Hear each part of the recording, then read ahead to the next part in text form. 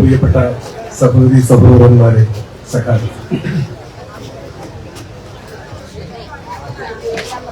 നമ്മളിവിടെ അനുസ്മരിക്കുന്ന സഖാവ് എ.പി.യെ സംബന്ധിച്ചിടത്തോളം എനിക്ക് ഉറപ്പുണ്ട്, ഇവിടെ ഒത്തുകൂടിയിട്ടുള്ളവരിൽ നല്ലൊരു പങ്കുപേരും എ.പി.യുമായി നേരിട്ട് പരിചയമുള്ളവരും എ.പി.യുടെ നേതൃത്വത്തിൽ കീഴിൽ സാമൂഹ്യ രാഷ്ട്രീയ പ്രവർത്തനങ്ങളിൽ അണിനിരന്നിട്ടുള്ളവരുമായിരിക്കും എന്നാണ് ഞാൻ പ്രതീക്ഷിക്കുന്നത്.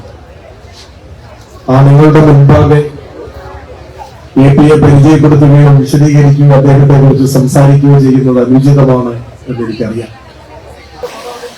ഇന്ന് ഇടതുപക്ഷ ജനാധിപത്യ മുന്നണിയുടെ ഒരു പ്രവർത്തകൻ, അല്ലെങ്കിൽ CPIM-ന്റെ ഒരു പ്രവർത്തകൻ, ഒരു പാർട്ടി അംഗം എന്നൊക്കെ പറഞ്ഞാൽ കേരളത്തിൽ പൊതുവെ ഒരു സാമൂഹ്യ അംഗീകാരമുള്ള ഒരു സാഹചര്യമാണ്. പാർട്ടി പ്രവർത്തകർ നമ്മുടെ സമൂഹത്തിന്റെ ആകെ സ്നേഹ ബഹുമാനങ്ങൾക്ക് പാത്രമാകുന്ന ഒരു സാഹചര്യമാണ് ഇപ്പോൾ കേരളത്തിൽ. എന്നാൽ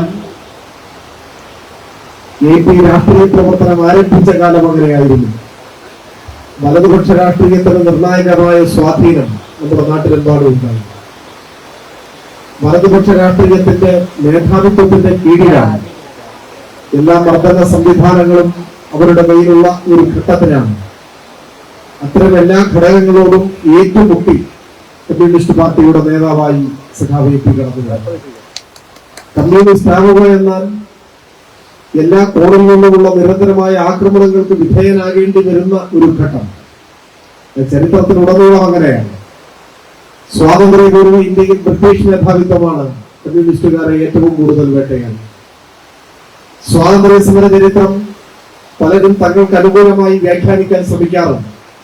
പക്ഷെ ഇന്ത്യക്ക് സ്വാതന്ത്ര്യം കിട്ടിയ അന്ന് പോലും 1947 ആഗസ്റ്റ് 15 പോലും ജയിലിൽ കിടന്നുകൊണ്ട് സ്വാതന്ത്ര്യ ദിനത്തെ വരവേൽക്കേണ്ടി വന്ന നേതാക്കന്മാരായിരുന്നു കമ്മ്യൂണിസ്റ്റ് പാർട്ടിയുടെ പല നേതാക്കന്മാർ. സഖാവ് A.K.G അന്ന് ജയിലിലായിരുന്നു. സഖാവ് V.S അന്ന് ജയിലിലായിരുന്നു. അങ്ങനെ എത്രയോ ഉന്നത ശീർഷരായ നേതാക്കന്മാർ ബ്രിട്ടീഷ് ആധിപത്യത്തിനെതിരായ പോരാട്ടത്തിന്റെ ഭാഗമായി ജയിലിൽ കിടക്കുമ്പോഴാണ് ഇന്ത്യക്ക് സ്വാതന്ത്ര്യം കിട്ടിയത്. സ്വാതന്ത്ര്യത്തിന്റെ പുറകെ ജയിലിൽ കിടന്ന് വരവേൽക്കേണ്ടി വന്ന വീരയോദ്ധാക്കളുടെ പ്രസ്ഥാനമായിരുന്നു കമ്മ്യൂണിസ്റ്റ് പാർട്ടി. ആ ബ്രിട്ടനെതിരായ നിലപാട് സ്വീകരിച്ചതിന്റെ ഭാഗമായി ബ്രിട്ടീഷ് മേധാവിത്വം വേട്ടയാടുകയും ജയിലടയ്ക്കുകയും ചെയ്ത കമ്മ്യൂണിസ്റ്റ് നേതാക്കന്മാർ സ്വാതന്ത്ര്യം കിട്ടിക്കഴിഞ്ഞപ്പോൾ നെഹ്റു ഗവൺമെന്റായി കമ്മ്യൂണിസ്റ്റ് വേട്ടയുടെ നേതൃത്വം. എത്ര കമ്മ്യൂണിസ്റ്റുകാരെ വേട്ടയാടിക്കുന്നു. സ്വാതന്ത്ര്യാനന്തര ഇന്ത്യ റിപ്പബ്ലിക്കായതിന്റെ 15-ാം നാളാണ്. ഇന്ത്യ സ്വതന്ത്ര ഭരണാധികാര റിപ്പബ്ലിക്കായത്. റിപ്പബ്ലിക് ദിനമായി നമ്മൾ ആചരിക്കുന്നത് ജനുവരി 26-നാണ്. എല്ലാവരും പറഞ്ഞു. 1980 ഫെബ്രുവരി 11 സേലം സെൻട്രൽ ജയിലിൽ വെച്ച് 22 കമ്മ്യൂണിസ്റ്റ് വിപ്ലവകാരികളെയാണ് വെടിവെച്ച് കൊന്നുകളഞ്ഞത്. കർഷക സമര സേനാനികൾ. അത് ഏറെയും പേർ വടക്കൻ മലബാറുകാരായി, മലയാളികളായി. കർഷക സമരത്തിന് നേതൃത്വം കൊടുത്തതിന്റെ പേരിൽ കള്ളക്കേസെടുത്ത് ജയിലിലടച്ച് ആ ജയിൽ അനക്സിനുള്ളിൽ വെച്ച് വെടിവെച്ച് കൊല്ലുകയാണ്. മിനി ജാലിയൻ വാലാബാഗ് എന്നാണ് ചരിത്രത്തിൽ അറിയപ്പെടുന്നത്. കർഷക പ്രസ്ഥാനത്തിന്റെ 22 ധീരയോദ്ധാക്കൾ അന്ന് മലബാർ മദുരാശി സംസ്ഥാനത്തിന്റെ ഭാഗമാണ്. അന്ന് അവിടെ ജയിൽ വകുപ്പ് കൂടി കൈകാര്യം ചെയ്യുന്ന മന്ത്രി കോൺഗ്രസിന്റെ നേതാവായിരുന്ന കോഴിപ്പുറത്ത് മാധവ മേനോനായിരുന്നു. അറിയപ്പെടുന്ന കമ്മ്യൂണിസ്റ്റ് വിരുദ്ധനായ മാധവ മേനോന്റെ ആജ്ഞയനുസരിച്ചാണ് ജയിലിനകത്ത് വെച്ച് വിപ്ലവകാരികളായ സഖാക്കളെ വെടിവെച്ചു പോകുന്നത്. സ്വാതന്ത്ര്യാനന്തര ഇന്ത്യയിലാണ്. അപ്പൊ ഇത്തരത്തിലുള്ള വേട്ടയാടലുകളെ നേരിടേണ്ടി വന്ന ഒരു ചരിത്രമാണ് കമ്മ്യൂണിസ്റ്റ് പാർട്ടിക്ക് അക്കാലത്തുള്ളത്. അങ്ങനെ ഒരു കാലത്താണ് സഖാവ് A.P. കമ്മ്യൂണിസ്റ്റ് പാർട്ടിയുടെ കൊടിയേന്തി പിന്തിരിപ്പന്മാരുടെ കോട്ടയിൽ പുതിയ പ്രതീക്ഷയുടെ മുദ്രാവാക്യം ഉയർത്തുന്നു. 1987 ആദ്യ കമ്മ്യൂണിസ്റ്റ് ഗവൺമെന്റ് ഇവിടെ അധികാരത്തിൽ വരുന്നു. പിന്നീട് അതിനെതിരായി നടന്ന വിമോചന സമരം, ആ വിമോചന സമരത്തിന്റെ ഒരു കേന്ദ്രമായി മാറിയ നാടാണ് നമ്മുടെ ഈ നാട്. അതെല്ലാം നമുക്കറിയാം. അതിനുശേഷം 1960 വീണ്ടും തെരഞ്ഞെടുപ്പ് നടക്കും. വിമോചന സമരാനന്തരം നടന്ന തെരഞ്ഞെടുപ്പ്. ആ തെരഞ്ഞെടുപ്പിൽ കോൺഗ്രസിന്റെ നേതൃത്വത്തിൽ നാട്ടിലെമ്പാടും ഏറ്റവും സാധാരണക്കാരായ മനുഷ്യർക്ക് മേലെ ഇവർക്ക് ഏറ്റവും വലിയ ഭീഷണി വോട്ട് ചെയ്യാൻ പാടില്ല എന്നതായി. തൊഴിലാളികൾ, പാവപ്പെട്ട കുടിയാന്മാരായി പിന്നീട് ഭൂമി കിട്ടിയവർ, പട്ടികജാതി പട്ടികവർഗ വിഭാഗത്തിൽപ്പെട്ടവർ, പട്ടിണി പാവങ്ങൾ, അവരെല്ലാം വലിയ പ്രതീക്ഷയോടെയാണ് കമ്മ്യൂണിസ്റ്റ് പാർട്ടിയെ കണ്ടത്. കുടിയൊഴിപ്പിക്കൽ നിരോധന നിയമം നടപ്പാക്കിയ ഗവൺമെന്റാണ്, അതിന് നേതൃത്വം കൊടുത്ത പാർട്ടിയാണ്. ഇത് ഞങ്ങളുടെ പാർട്ടിയാണ് എന്ന ബോധം അവരുടെ എല്ലാം മനസ്സിലുണ്ടായി.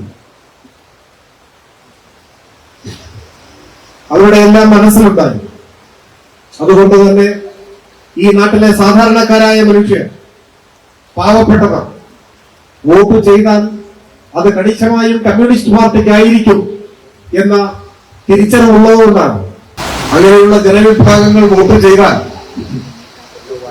അത് കമ്മ്യൂണിസ്റ്റ് പാർട്ടിക്കായിരിക്കും എന്ന കാര്യം നമ്മളെ എതിർക്കുന്നവർക്കും ഉറപ്പായി. അതുകൊണ്ട് കോൺഗ്രസിന്റെ നേതൃത്വത്തിൽ വീട് വീടാന്തരം കയറി ഞാൻ മേൽപ്പറഞ്ഞ വിഭാഗങ്ങളിൽപ്പെട്ട ഏറ്റവും പാവപ്പെട്ടവരായ മനുഷ്യരെ ഭീഷണിപ്പെടുത്തി. ഞങ്ങൾക്ക് വോട്ട് ചെയ്യണം എന്നല്ല, നിങ്ങൾ വോട്ട് ചെയ്യാനേ പാടില്ല. പോളിംഗ് ബൂത്തിലെത്തിയാൽ കമ്മ്യൂണിസ്റ്റ് പാർട്ടിക്ക് ഇവർ വോട്ട് ചെയ്യും എന്ന ഉറച്ച തിരിച്ചറിവാണ് കോൺഗ്രസിനെ കൊണ്ട് ഇത്തരത്തിലുള്ള ജനാധിപത്യ വിരുദ്ധമായ പ്രവർത്തനത്തിന് പ്രേരിപ്പിച്ചത്. ഇപ്പോഴും നമ്മുടെ നാട്ടിൽ പലരും കോൺഗ്രസിനെ വിശേഷിപ്പിക്കുന്നത് ജനാധിപത്യ പാർട്ടി എന്നാണ്. നമുക്കതിന് വിരോധമൊന്നുമില്ല. അടിയന്തരാവസ്ഥയിലെ ജനാധിപത്യ കശാപ്പ് പലരും ചൂണ്ടിക്കാണിക്കാറുണ്ട്. അടിയന്തരാവസ്ഥ പ്രഖ്യാപനത്തിന് 50 ആണ്ട് തികയുന്ന വർഷമാണ് 2025. ഒരു അടിയന്തരാവസ്ഥ മാത്രമല്ല, കോൺഗ്രസ് ജനാധിപത്യ പാർട്ടിയാണ്. ജനാധിപത്യം തങ്ങൾക്ക് അനുകൂലമാകുമ്പോൾ, അല്ലെങ്കിൽ ജനാധിപത്യ പാർട്ടിയല്ല. 60 തെരഞ്ഞെടുപ്പിൽ കോൺഗ്രസിന്റെ ഭീഷണി ഈ നാട്ടിലെ പാവപ്പെട്ടവൻ വോട്ട് ചെയ്യരുത് എന്നാണ്. ആ ഭീഷണിയെ തള്ളിക്കളഞ്ഞ് ധീരമായി വോട്ട് ചെയ്യാൻ ഇറങ്ങിയ പലരും ക്രൂരമായി ആക്രമിക്കപ്പെട്ടു. ആലപ്പുഴയിൽ വെൺമണി ചാത്തൻ കൊല്ലപ്പെട്ടത് വോട്ട് ചെയ്തതിന്റെ പേരിലാണ്. പാർട്ടിക്ക് വോട്ട് ചെയ്യാൻ കോൺഗ്രസിന്റെ ഭീഷണി അവഗണിച്ച് രാവിലെ വീട്ടിൽ നിന്നിറങ്ങി പോളിംഗ് ബൂത്തിലെത്തി വോട്ട് രേഖപ്പെടുത്തിയ ചാത്തൻ തിരികെ വീട്ടിലെത്തിയില്ല, അദ്ദേഹത്തെ കുത്തിക്കൊല്ലുകയായി. അങ്ങനെ എത്ര പേർ? നീലിമംഗലം ദാമോദരൻ, കോട്ടൂർ കുഞ്ഞുകുഞ്ഞ്, ഇപ്പൊ പറഞ്ഞ വെൺമണി ചാത്തൻ, നിരവധി പേർ 960 കൊല്ലപ്പെട്ടു. അതിലേറെ പേർ ആക്രമിക്കപ്പെട്ടു, ഗുരുതരമായി പരിക്കേൽപ്പിക്കപ്പെട്ടു. വോട്ട് ചെയ്തതിന്റെ പേരിലാണ്. വോട്ടവകാശം വിനിയോഗിച്ചതിന്റെ പേരിൽ ലോകത്തിലെ ഏറ്റവും വലിയ ജനാധിപത്യ രാജ്യമെന്ന് പേര് നടിക്കുന്ന നമ്മുടെ രാജ്യത്ത് ജീവൻ ബലിയർപ്പിക്കേണ്ടി വന്ന രക്തസാക്ഷികളാണ് ഞാനിപ്പോ പറഞ്ഞ സഖാക്കളല്ല. അതാണ് ഈ നാടിന്റെ ചരിത്രം. അത്തരമൊരു കാലത്താണ് APA പോലെയുള്ളവർ കമ്മ്യൂണിസ്റ്റ് പ്രസ്ഥാനത്തിന് നേതൃത്വം കൊടുത്തത്. ഇതാണ് നമ്മുടെ നാടിന്റെ ചരിത്രം. ഏറ്റവും ക്ലേശപൂർണമായ ഒരു കാലത്ത്, കമ്മ്യൂണിസ്റ്റ് എന്ന് കേട്ടാൽ കൊല്ലപ്പെടുന്ന ഒരു കാലത്ത്, ആക്രമിക്കപ്പെടുന്ന ഒരു കാലത്ത്, എല്ലാ എതിർപ്പുകളെയും നേരിട്ട് ധീരമായി പുതിയൊരു ലോകം സ്വപ്നം കണ്ട് രാഷ്ട്രീയ പ്രവർത്തനത്തിന് നേതൃത്വം കൊടുത്ത ഒരു തലമുറയുടെ നേതാവായിരുന്നു സഖാബി. ഇപ്പോ രാഷ്ട്രീയ പ്രവർത്തനം ഏതൊക്കെ ദിശയിലാണ് മുൻപോട്ട് പോകുന്നത്? ഞാനിവിടെ വരുമ്പോൾ സ്വാഗത പ്രാസംഗികൻ APA വിശേഷിപ്പിച്ചത് പൊതുപ്രവർത്തനത്തിന്റെ ഏറ്റവും വലിയ മാതൃകയായിരുന്നു AP എന്നാണ്. പൊതുപ്രവർത്തകരെ സംബന്ധിച്ച് നമ്മുടെ നാടിപ്പോൾ എന്തൊക്കെയാണ് ചർച്ച ചെയ്തുകൊണ്ടിരിക്കുന്നത്? ഞാൻ അത്തരം കാര്യങ്ങളിലേക്കൊന്നും ഇപ്പൊ കടന്നു പോകുന്നില്ല. പക്ഷെ രാഷ്ട്രീയത്തെ ഇത്തരക്കാർ ഏത് ദിശയിലാണ് എത്തിച്ചിരിക്കുന്നത് എന്ന് നമ്മൾ ആലോചിക്കണം. ഇപ്പൊ എല്ലാവരും പാലക്കാട്ടെ MLA കുറിച്ചാണല്ലോ സംസാരിക്കുന്നത്. ഞാനൊന്നും സംസാരിക്കുന്നില്ല, ഞാനത് ആ ഭാഗം പൂർണ്ണമായിട്ടും മാറ്റിക്കൊണ്ടില്ല. പക്ഷെ നിങ്ങൾ ആലോചിക്കണം, പാലക്കാട്ട് നിയമസഭാ ഉപതെരഞ്ഞെടുപ്പ് നടന്നപ്പോ ഒരു വിവാദം ഉയർന്നു വന്നു. ഒരു പെട്ടി വിവാദം, അല്ലേ? അതിനെക്കുറിച്ചും ഞാനൊന്നും പറയാൻ ഉദ്ദേശിക്കുന്നില്ല. ഒരു നീല പെട്ടി വിവാദം ഉയർന്നു വന്നു. എല്ലാവർക്കും അറിയുന്ന കാര്യമാണ്. അന്ന് അവിടുത്തെ സ്ഥാനാർത്ഥി മാധ്യമങ്ങളുടെ മുൻപാകെ വിശദീകരിച്ച ഒരു കാര്യം വളരെ കൗതുകത്തോടെയാണ് കേട്ടോ. എന്താണ്? ഈ പെട്ടിയിൽ ഒന്നുമില്ല. ആ പെട്ടിയിൽ ധരിക്കാനുള്ള വസ്ത്രം മാത്രമാണ് ഉണ്ടായിരുന്നത്. ആ വസ്ത്രമായി എന്തിനാണ് അദ്ദേഹം താമസിക്കാത്ത ഒരു ഹോട്ടലിലേക്ക് വരുന്നു.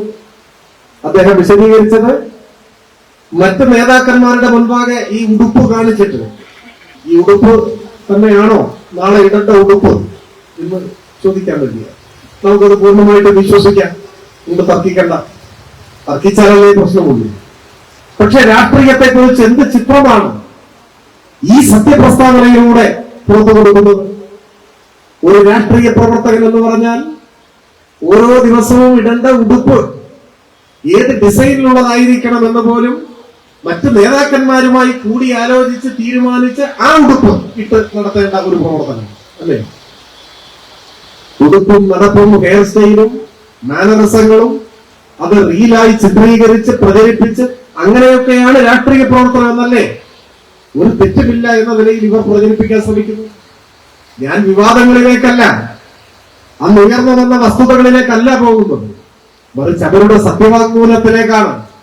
രാഷ്ട്രീയം എന്നാൽ ഒരു ക്യാമറ ടീമിനെ ഒപ്പം കൊണ്ടുനടന്ന് ഒരു മേക്കപ്പ് മാനെ സ്ഥിരമായി നിയോഗിച്ച് അങ്ങനെ ജനങ്ങളുടെ മുൻപിൽ വേഷം കെട്ടലും കെട്ടുകാഴ്ചയുമാണ് എന്ന ബോധം വലതുപക്ഷ രാഷ്ട്രീയത്തിന്റെ പുതിയ തലമുറ പകർന്നു കൊടുക്കുകയാണ്. അവരുടെ ഇടയിലാണ് സ്വന്തമെന്ന വാക്കുമറന്ന് സഹജാതർക്ക് വേണ്ടി ജീവിതം ത്യജിച്ച എ പോലെയുള്ള മഹാരഥന്മാരായ കമ്മ്യൂണിസ്റ്റ് പോരാളികൾ വ്യത്യസ്തരായി മാറുന്നത്. എനിക്ക് ഉറപ്പുണ്ട്, ഇവിടെ ഈ മഴയത്ത് ഒത്തുകൂടിയിട്ടുള്ള നിങ്ങളുടെ കണ്ണുകളിലെ തിളക്കം എന്റെ ഉറപ്പിന് കൂടുതൽ കരുത്തു പകരുന്നുണ്ട്. ഇനിയും കാലമെത്ര കടന്നുപോയാലും ഇപ്പൊ കാൽനൂറ്റാണ്ടാവുന്നു, ഇപ്പൊ 24 വർഷമായി. പുതിയ തലമുറയിൽപ്പെട്ട ചിലരൊക്കെ എ എത്ര അടുത്ത ആത്മബന്ധമുള്ളവരായിരിക്കില്ല ഇവിടെ ഒത്തുകൂടിയിട്ടുള്ളവർ. ഇനിയും വർഷങ്ങൾ കടന്നു പോകും, പതിറ്റാണ്ടുകൾ കടന്നു പോകും. പക്ഷെ കാലം എത്ര കടന്നുപോയാലും, ഒരു വേള നൂറ്റാണ്ടുകൾ തന്നെ കടന്നുപോയാലും എനിക്കുറപ്പാണ്, ഈ തുറവൂരും അങ്കമാലിയിലും പരിസരങ്ങളിലുമെല്ലാം എന്നുവരെ മനുഷ്യൻ ജീവിച്ചിരിക്കുമോ അന്നുവരെ ഇതേ വികാരവായ്പോടെ അനുസ്മരിക്കുന്നു. കാരണം യും അദ്ദേഹത്തിന്റെ സമകാലികരായിരുന്ന മറ്റു സഖാക്കളും രാഷ്ട്രീയ പ്രവർത്തനത്തിന്റെ നേതൃത്വത്തിലേക്ക് കടന്നു വന്നത് ഉടുപ്പിന്റെ അലങ്കാരങ്ങളുടെ അടിസ്ഥാനത്തിലായിരുന്നില്ല, ഉയർത്തിപ്പിടിച്ച മുദ്രാവാക്യത്തിന്റെയും നിലപാടുകളുടെയും കരുത്തിന്റെ അടിസ്ഥാനത്തിലായിരുന്നു എന്നതാണ് പ്രത്യേകത. അതുകൊണ്ട് തന്നെ അനുസ്മരിക്കുന്ന ഈ കാലത്ത്, ഈ വേളയിൽ നമുക്ക് പുതുക്കാനുള്ള പ്രതിജ്ഞ ഉയർത്തിപ്പിടിച്ച രാഷ്ട്രീയം, നിസ്വാർത്ഥമായ രാഷ്ട്രീയം, ആ തൊഴിലാളി വർഗ രാഷ്ട്രീയത്തെ ഈ നാട് ഹൃദയത്തിൽ സ്വീകരിച്ചു എന്നതാണ് പ്രത്യേകത. ഇപ്പോ ആദരിക്കുന്നവർ കമ്മ്യൂണിസ്റ്റുകാർ മാത്രമല്ലല്ലോ, നമ്മുടെ നാടാകെ അദ്ദേഹത്തെ ആദരിക്കുന്നുണ്ട്. വിമോചന സമരത്തിന്റെ ഓർമ്മകൾ മായുന്നതിന് മുൻപ് അങ്കമാലിയിലെ ജനങ്ങളുടെ പിന്തുണയാർജിച്ച് നിയമസഭാംഗമായി തിരഞ്ഞെടുക്കപ്പെട്ടതിന്റെ അർത്ഥം കക്ഷി രാഷ്ട്രീയ പരിഗണനകൾക്ക് അതീതമായി പതാകകളുടെ നിറഭേദങ്ങൾക്കപ്പുറത്ത് ഈ നാട് ആദരവോടെ കണ്ടു എന്നതാണ്. അതാണ് അദ്ദേഹത്തിന്റെ രാഷ്ട്രീയ പ്രവർത്തന ശൈലിക്കുള്ള അംഗീകാരം. ആ യോട് അദ്ദേഹത്തിന്റെ പതാകയേന്തുന്ന ഇന്നത്തെ തലമുറ, ഈ നാട്ടിലെ ഇടതുപക്ഷത്തിന്റെ പ്രവർത്തകർ യുടെ ഓർമ്മകൾക്ക് നൽകേണ്ട വാക്ക്, ഈ വേളയിൽ എടുക്കേണ്ട പ്രതിജ്ഞ, ഉയർത്തിപ്പിടിച്ച സ്ഫടിക സമാനമായ രാഷ്ട്രീയത്തിന്റെ തിളക്കവും വിശുദ്ധിയും ഒരു പോർലുമേൽക്കാതെ ഞങ്ങൾ കാത്തു സൂക്ഷിക്കും എന്നതാണ്. ഉയർത്തിപ്പിടിച്ച രാഷ്ട്രീയത്തിന്റെ പിന്നിൽ, ഉയർത്തിപ്പിടിച്ച പതാകയുടെ പിന്നിൽ ഈ നാട്ടിലെ എല്ലാ വിഭാഗം ജനങ്ങളെയും അണിനിരത്താനുള്ള അവിശ്രമവും ആത്മാർത്ഥവുമായ പ്രവർത്തനങ്ങൾക്ക് ഞങ്ങൾ നേതൃത്വം കൊടുക്കും എന്നതാണ്. പ്രത്യേകിച്ചും നമ്മുടെ ലോകവും നമ്മുടെ രാജ്യവും നാടുമാകെ പുതിയ വെല്ലുവിളികളെ നേരിടുന്ന ഒരു കാലമാണ്. ഇപ്പോൾ നമുക്കറിയാം, ലോകമാകെ വലതുപക്ഷം അതിന്റെ ജനവിരുദ്ധ മുഖം കൂടുതൽ പ്രദർശിപ്പിച്ചുകൊണ്ടിരിക്കുകയാണ്. അമേരിക്കയിൽ നിന്നും വരുന്ന വാർത്ത അതിന്റെ ആഘാതം ഏറ്റവും കൂടുതൽ ഇന്ത്യക്ക് നേരെ ആയിരിക്കുമെന്നാണ് കണക്കാക്കപ്പെടുന്നത്. തീരുവയുടെ കാര്യം പത്രത്തിലൊക്കെ നിങ്ങൾ വായിച്ചിട്ടുണ്ടാകും. 50% തീരുവ ചുമത്തി എന്ന് പറഞ്ഞാൽ അതിന്റെ സാമ്പത്തിക ശാസ്ത്ര സൂക്ഷ്മതലങ്ങളിലേക്കൊന്നും ഞാനിപ്പോൾ കടന്നു പോകുന്നില്ല. അത് ഇന്ത്യൻ സമ്പദ്ഘടനയെ ദോഷമായി ബാധിക്കും എന്നാണ് ഒറ്റ വാക്കിൽ പറഞ്ഞത്. ഇന്ത്യയിൽ നിന്നും അമേരിക്കയിലേക്ക് വിൽപ്പനയ്ക്കായി കൊണ്ടുപോകുന്ന ഉൽപ്പന്നങ്ങൾ പഴയതുപോലെ ഇനി അവിടെ വിൽക്കാനാവില്ല. അതിന് താങ്ങാനാവാത്ത വിലയായി മാറും. അപ്പൊ അതിന്റെ വിൽപ്പന കുറയും. അതുവഴി നമ്മുടെ രാജ്യത്തിന്റെ സമ്പദ്ഘടനയ്ക്ക് ഉലച്ചിൽ നേരിടേണ്ടി വരും എന്നാണ് എല്ലാ സാമ്പത്തിക വിദഗ്ധന്മാരും ഇപ്പോ ചൂണ്ടിക്കാണിച്ചുകൊണ്ടേയിരിക്കുന്നു. ഈ ഒരു പരിതസ്ഥിതിയിലേക്ക് നമ്മുടെ നാടെത്തിയതിന്റെ പിന്നിൽ അമേരിക്കയുടെ തെറ്റായ നയങ്ങൾക്ക് മാത്രമല്ല പങ്ക്. ഇപ്പൊ അമേരിക്കൻ പ്രസിഡന്റ് ഈ എടുക്കുന്ന തീരുമാനങ്ങളെല്ലാം നിയമവിരുദ്ധമാണെന്ന് അമേരിക്കൻ കോടതി തന്നെ പറഞ്ഞു എന്നാണ് ഇന്നത്തെ വാദം. നാം ചിന്തിക്കേണ്ടത് ഇന്ത്യയെ പോലെ വളരെയേറെ വിപുലമായ ഒരു ജനസംഖ്യയും ജീവിക്കുന്ന രാജ്യം, ലോകത്തിലെ പല രാജ്യങ്ങളിലെയും ആകെ ജനസംഖ്യയേക്കാൾ കൂടുതലാണ് ഇന്ത്യയിലെ ക്രയശേഷിയുള്ള വാങ്ങൽ ശേഷിയുള്ള ജനങ്ങളുടെ എണ്ണമെന്ന് പലരും ചൂണ്ടിക്കാണിക്കുന്നു. അതുകൊണ്ടാണ് ലോകത്തിലെ ഏറ്റവും വലിയ കമ്പോളങ്ങളിലൊന്ന് ഇന്ത്യയാണ് എന്ന് പറയുന്നത്. നമ്മുടെ രാജ്യത്തിന്റെ സാധ്യതകളെ ഉപയോഗപ്പെടുത്തി സ്വന്തം കാലിൽ നിൽക്കാൻ കഴിയുന്ന, ലോകത്തിലെ ഏത് രാജ്യത്തോടും മത്സരിക്കാൻ കഴിയുന്ന ഒരു സാമ്പത്തിക ശക്തിയായി നമ്മുടെ രാജ്യത്തെ വളർത്തിയെടുക്കാൻ സ്വാതന്ത്ര്യാനന്തരം ഇന്ത്യയിൽ അധികാരത്തിൽ വന്ന ഗവൺമെന്റുകൾക്കായില്ല എന്ന വിമർശനമാണ് എല്ലാ കോണുകളിൽ നിന്നും ഉയരുന്നത്. കോൺഗ്രസും BJPയും ആ വിമർശനത്തിന് അർഹരാണ്. കോൺഗ്രസ് ആണ് ദീർഘകാലം ഇന്ത്യ ഭരിച്ചത്. ഇപ്പോ BJP നമ്മുടെ രാജ്യത്ത് അധികാരത്തിലിരിക്കുകയാണ്. വലിയ അവകാശവാദങ്ങൾ BJP ഉയർത്തുന്നു. പക്ഷേ വസ്തുത എന്താണ്? ഒടുവിൽ ആഗോള വിശപ്പ് സൂചിക പുറത്തു വന്നപ്പോൾ, വിശപ്പ് സൂചിക എന്നാൽ ലോകത്തിലെ പട്ടിണിപ്പാവങ്ങളായ ജനങ്ങളെ മുൻനിർത്തി ഏറ്റവും രൂക്ഷമായ പട്ടിണി നിലനിൽക്കുന്ന രാജ്യങ്ങളെ സംബന്ധിച്ച് തയ്യാറാക്കിയ ഒരു പട്ടികയാണ് ആഗോള വിശപ്പ് സൂചിക. ആ പട്ടിക നോക്കിയാൽ ലോകത്തിലെ ഏറ്റവും ദരിദ്രമായ ജീവിത സാഹചര്യങ്ങളുള്ള ജനങ്ങൾ ഏതൊക്കെ രാജ്യങ്ങളിലാണ് എന്ന് മനസ്സിലാക്കാൻ പറ്റും. ആ പട്ടികയിൽ ആകെയുള്ളത് 125 രാജ്യങ്ങളാണ്. ലോകത്തിൽ ആകെ എത്ര രാജ്യങ്ങളാണ്? കൃത്യമായ കണക്ക് നിങ്ങൾ അന്വേഷിച്ച് ബുദ്ധിമുട്ടുണ്ട്. അത് ചിലപ്പോൾ അങ്ങോട്ടും ഇങ്ങോട്ടും ഒക്കെ മാറിയേക്ക് വരും. ചില ഭൂപ്രദേശങ്ങൾക്ക് രാജ്യത്തിന്റെ പദവി കിട്ടും, ചിലത് ഭൂവും അങ്ങനെ. എന്തായാലും ഏകദേശം ഒരു 10-200 രാജ്യങ്ങൾ എന്ന് പറയും. എന്നാൽ ഈ ആഗോള വിശപ്പ് സൂചിക നോക്കിയ 125 രാജ്യങ്ങളുടെ പേരേ ഉള്ളൂ എന്ന് വെച്ചാൽ അതിന്റെ അർത്ഥം അത്രയും രാജ്യങ്ങളിലാണ് ലോകത്തിൽ ഇപ്പോ വളരെ ഗൗരവതരമായ പട്ടിണി, മരണം. ഇതൊക്കെ പട്ടിണി എന്ന് കേൾക്കുമ്പോൾ മലയാളികൾക്ക് അതൊരു വാക്കാണ്, ഒരു വാക്കു മാത്രം. ഇവിടെ ഒത്തുകൂടിയിരിക്കുന്ന നിങ്ങളിൽ എത്ര പേർ അടുത്ത കാലത്ത് പട്ടിണി കിടന്നിട്ടുണ്ട്? ആരെങ്കിലും പട്ടിണി കിടന്നിട്ടുണ്ട്? പട്ടിണി പ്രയാസമാണ് ഇപ്പൊ കേരളത്തിൽ. പട്ടിണി കിടക്കാൻ പ്രയാസമാണ്. പട്ടിണി ഏറെക്കുറെ പരിഹരിക്കപ്പെട്ടു. നമ്മൾ വല്ല കമ്മിറ്റിക്കും പോയി 1 മണിക്ക് പിരിയേണ്ട കമ്മിറ്റി 2 മണിയായി കഴിഞ്ഞാൽ ആ 1 മണിക്കൂർ നേരം അനുഭവിക്കുന്നതാണ് നമ്മുടെ പട്ടിണി. അതല്ല പട്ടിണി. പട്ടിണി എന്ന് പറഞ്ഞാൽ ദിവസങ്ങളോളം ഒരു ഭക്ഷണവും ഇല്ല, വെള്ളം മാത്രം കുടിച്ച് ജീവിക്കേണ്ടി വരില്ല ദിവസങ്ങളോളം. കുറെ ദിവസങ്ങൾ കടന്നു പോകുമ്പോൾ ആരോഗ്യം ക്ഷയിക്കും, അസുഖം ബാധിക്കും. ചികിത്സിക്കാൻ കയ്യിൽ പണമില്ലെന്ന് പ്രത്യേകം പറയേണ്ട കാര്യമില്ല. എല്ലും തോലുമായി അസുഖബാധിതരായി അങ്ങനെയും മരിച്ചു. അതാണ് പട്ടിണി മരണം. കേരളത്തിൽ ഇപ്പോൾ അങ്ങനെ ഒരു പട്ടിണി മരണമില്ല. എന്നാൽ നമ്മുടെ രാജ്യത്തിന്റെ എല്ലാ ഭാഗങ്ങളും അങ്ങനെയാണെന്ന് കരുതരുത്. ഇപ്പോഴും പട്ടിണി കിടന്ന് മരിക്കാൻ വിധിക്കപ്പെട്ട നിർഭാഗ്യവാന്മാരും നിർഭാഗ്യവതികളുമായ മനുഷ്യർ നമ്മുടെ രാജ്യത്തുണ്ട്, ലോകത്തിന്റെ പല ഭാഗങ്ങളിലും. അപ്പൊ ഇതെല്ലാം കണക്കാക്കി തയ്യാറാക്കിയ പട്ടികയാണ് വിശപ്പ് സൂചിക. അതിൽ നമ്മുടെ രാജ്യത്തിന്റെ സ്ഥാനം 105 ആണ് എന്നാണ് തോന്നുന്നത്. 105 എന്ന് വെച്ചാൽ നമ്മുടെ പുറകിൽ ഈ വിരലിലെണ്ണാവുന്ന ദുർബല രാജ്യങ്ങൾ മാത്രമേ ഉള്ളൂ. അഭ്യന്തര സംഘർഷങ്ങൾ കൊണ്ട് ശിഥിരമായി പോയ സമ്പദ്ഘടനയുള്ള ഒരു സ്ഥിര ഭരണ സംവിധാനം പോലും ഇല്ലാത്ത ചില രാജ്യങ്ങൾ മാത്രമേ ഇനി നമ്മുടെ പുറകിലുള്ളൂ. അതാണ് നമ്മുടെ രാജ്യത്തിന്റെ സ്ഥിതി. ഈ അവസ്ഥയിലാണ് നമ്മുടെ രാജ്യത്തെ എത്തിച്ചിരിക്കുന്നത്.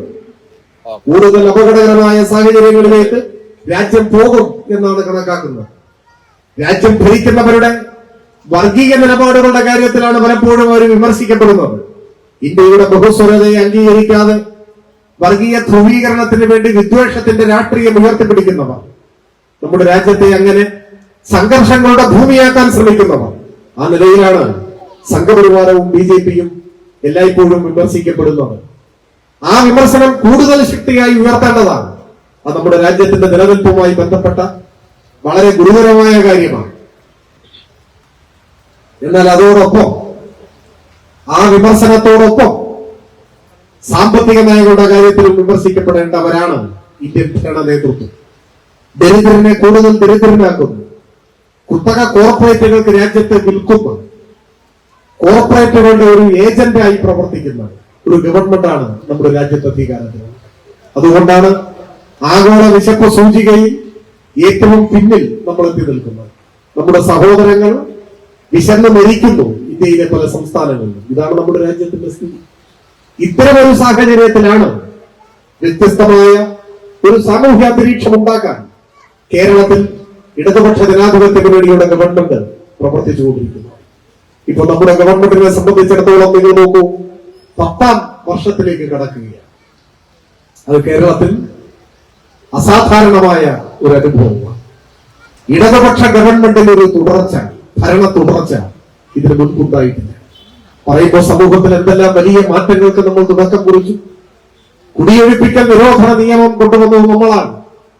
പച്ചമലയാളത്തിൽ പറഞ്ഞാൽ അപ്രഖ്യാപിത അടിമത്തം തുടച്ചു നീക്കിയത് നമ്മളാണ് കേരളത്തിൽ. ലക്ഷക്കണക്കിന് വരുന്ന പാവപ്പെട്ട മനുഷ്യർക്ക് ആത്മാഭിമാനം നൽകി അവരെ കരുത്തരാക്കി മാറ്റിയത് ആ ഗവൺമെന്റിന്റെ നടപടിയാണ്. പിന്നീട് അത് സമഗ്ര ഭൂപരിഷ്കരണത്തിലേക്ക് എത്തി. ക്ഷേമ പദ്ധതികൾ ആവിഷ്കരിച്ചത് നമ്മളാണ്. ഇന്ത്യ രാജ്യത്ത് ആദ്യമായി കർഷക തൊഴിലാളിക്ക് പെൻഷൻ കൊടുക്കാൻ തീരുമാനിച്ച ഗവൺമെന്റ് ഈ കേരളത്തിലെ ഗവൺമെന്റായി. ലോകത്തിന് മാതൃകയായി സമ്പൂർണ്ണ സാക്ഷരത, നിങ്ങൾ ഓർക്കുന്നില്ലേ, സാക്ഷരതാ യജ്ഞം നമ്മളാണ് കൊണ്ടുവന്നത്. ഇന്ത്യയിൽ അധികാര വികേന്ദ്രീകരണത്തിന്റെ കേരളീയ മാതൃക സൃഷ്ടിച്ചത് നമ്മളാണ്. ജനകീയാസൂത്രണം എന്ന് വെച്ചാൽ ചരിത്രത്തിന്റെ നാൾവഴികളിലെ മഹത്തായ ചുവടുവയ്പ്പുകൾ ഓരോന്നും നമ്മുടെ നേതൃത്വത്തിലായിരുന്നു. ആധുനിക കേരളം രൂപപ്പെട്ടത് ഇങ്ങനെയൊക്കെയാണ്. പക്ഷെ ആ ഗവൺമെന്റുകൾക്കൊന്നും തുടർച്ചയുണ്ടായില്ല. അതാണ് കേരളത്തിന്റെ ഒരു നിർഭാഗ്യം. ഇത്തരം മഹത്തായ ചുവടുവയ്പ്പുകൾ നടത്തിയെങ്കിലും പിന്നെ തെരഞ്ഞെടുപ്പ് വരുമ്പോ UDF ജയിക്കും. അവസാനം കേരളത്തെ സംബന്ധിച്ച്, കേരളത്തിലെ തെരഞ്ഞെടുപ്പുകളെ സംബന്ധിച്ച് പഠിക്കുന്നവരെല്ലാം ഒരു നിഗമനത്തിൽ ചെന്നെത്തി. 5 വർഷം കൂടുമ്പോ ഭരണം മാറുന്ന നാടാണ് കേരളം. 5 കൊല്ലം LDF ആണെങ്കിൽ 5 കൊല്ലം UDF. അത് തെറ്റാതെ ആവർത്തിച്ചു. എന്തൊക്കെ നല്ല കാര്യങ്ങൾ ചെയ്താലും 5 കൊല്ലം കഴിഞ്ഞാൽ മുന്നണികളെ മാറി മാറി ഭരിക്കുന്ന ഒരു നാടാണ് കേരളം എന്നാണ് ലോകം മുഴുവൻ വിലയിരുത്തിയത്. അങ്ങനെയാണ് 2021 തെരഞ്ഞെടുപ്പ് നടന്നത്. നമ്മുടെ സുഹൃത്തുക്കളായ UDF കണക്കുകൂട്ടി എന്തായാലും ജയിക്കും. അവരുടെ ഉറപ്പിന്റെ അടിസ്ഥാനം കേരളത്തിന്റെ ഈ ചരിത്രം മാത്രമായിരുന്നില്ല. 5 കൊല്ലം കൂടുമ്പോൾ ഭരണം മാറും എന്നത് അവരുടെ വിശ്വാസത്തിന് ബലം പകർന്നു. ഒപ്പം 1ാം പിണറായി സർക്കാരിന്റെ അവസാനത്തെ 6 മാസം നിങ്ങൾ ഓർമ്മിക്കുന്നുണ്ടാവും. എല്ലാ ഇടതുപക്ഷ വിരുദ്ധ ശക്തികളും കൈവോക്കും.